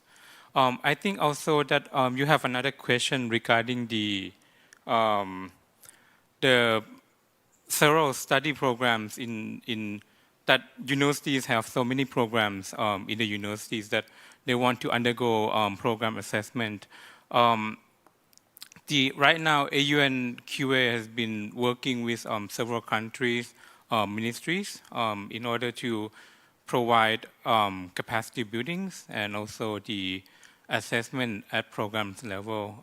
Also working with DGHE Cambodia as well in this regard. Thank you. Can I add about the second question? Thank you, Mr. Yu. I think the question was on the how do we give verification or for those for those lifelong learners and to support flexibility, because there must be some very clear mechanism because when we talk about stackable credential, there is a difference between the conventional program that we are offering and the stackable credentials. And it can be like the model of jukeboxes, where students can take any courses from any of the higher education or institution that provide the courses, and you can come, for example, I go to, this person go to Cambodia, take courses from Cambodia, take courses from Indonesia, but then he or she wants to come to Malaysia to get the degree. So what can I do? How can I give that credentials? So in Malaysia or in the institution that they want to obtain the the degree, you have to have that mechanism first to what we call the credit transfer mechanism. The equivalency, you need to identify whether the content of the courses is, for us, we have our guideline. Let's say must be 80% similarity, for example, and not just in the content, but also the important one is the learning outcome is the same. And then you want to make sure that these there are certain percentage of the courses that must be taken in the awarding institution.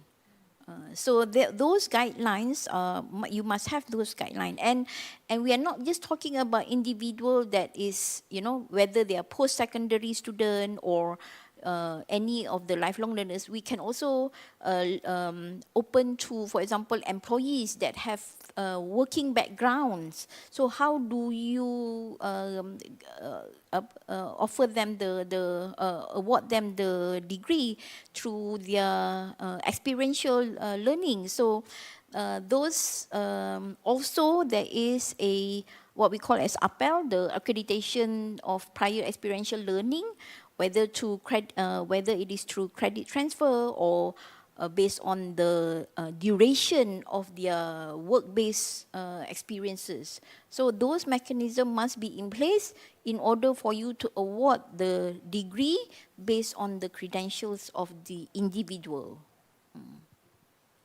So I'll just like to give some additional input about that now, and I'm coming from a slightly different point of view. So all this talk about online learning, accreditation and stuff like that, I sometimes have to step back and ask myself, have we experienced something similar in the past? So one thing that comes to mind is homeschooling. So in the United States, many families decide not to send their children to school. And some families decide to just teach their kids in a particular way or ask their kids to decide what kind of things they want to learn. And then they just take an exam, entry into the system. So if the system acknowledges that they've done what they're supposed to do, then there's no discussion, right? So it's either your exam is not doing well, or at least it's not detecting the quality very well, or it's doing very well. So you have to decide these things. So I would encourage everyone to think about the experiences from homeschooling. Okay, that's the first. The second is that I'm also thinking of it from the point of view, again, from my training as an economist. If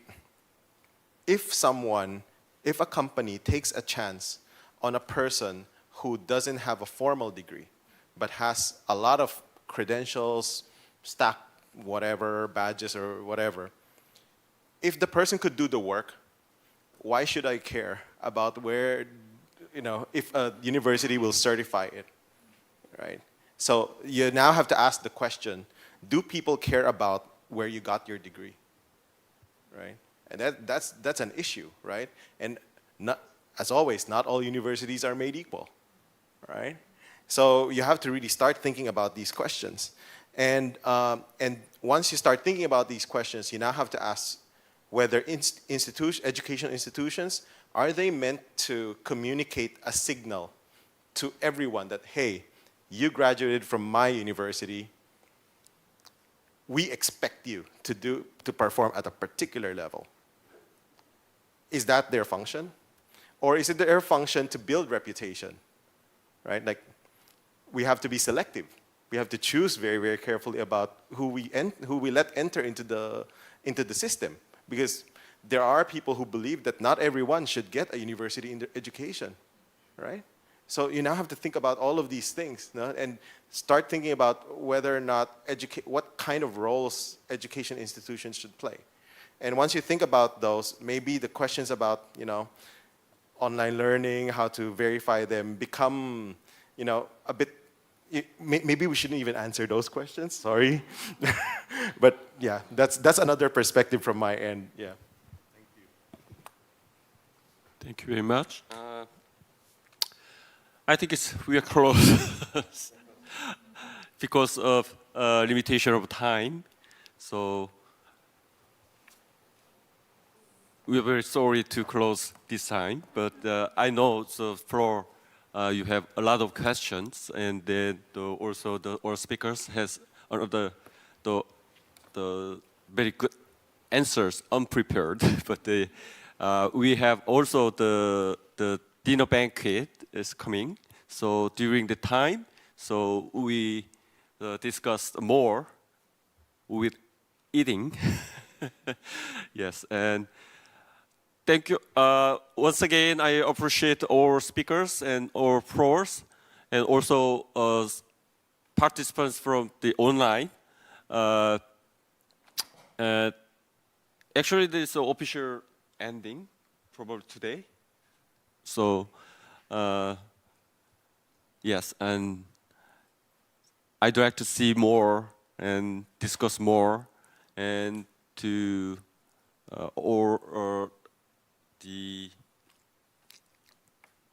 I didn't prepare anything, but so nervous. But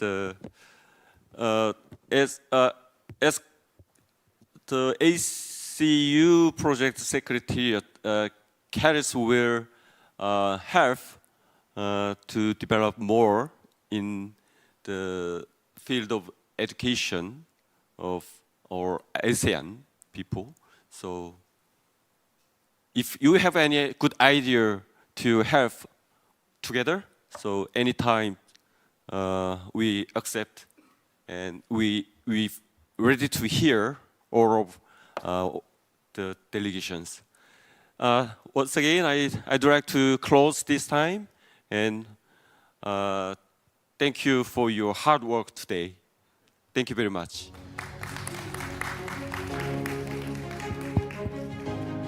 Thank you to all our panelists for this insightful exchange, and to our audience and for your active participating. So thank you once again, and please go back to your seat, please.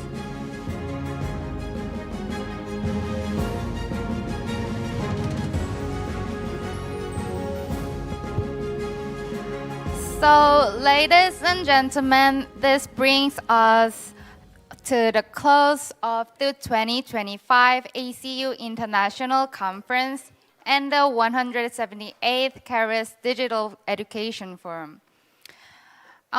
Before we officially close, we kindly ask all participants, both on-site and online to take a few moments to complete the post-event survey. Your feedback is very valuable for improving our future programs. So on behalf of the organizing our commits, thank you to all our speakers and participants both here in Seoul and online for being with us today. We look forward to seeing you again at future ACU and KERIS. Thank you and have a wonderful evening.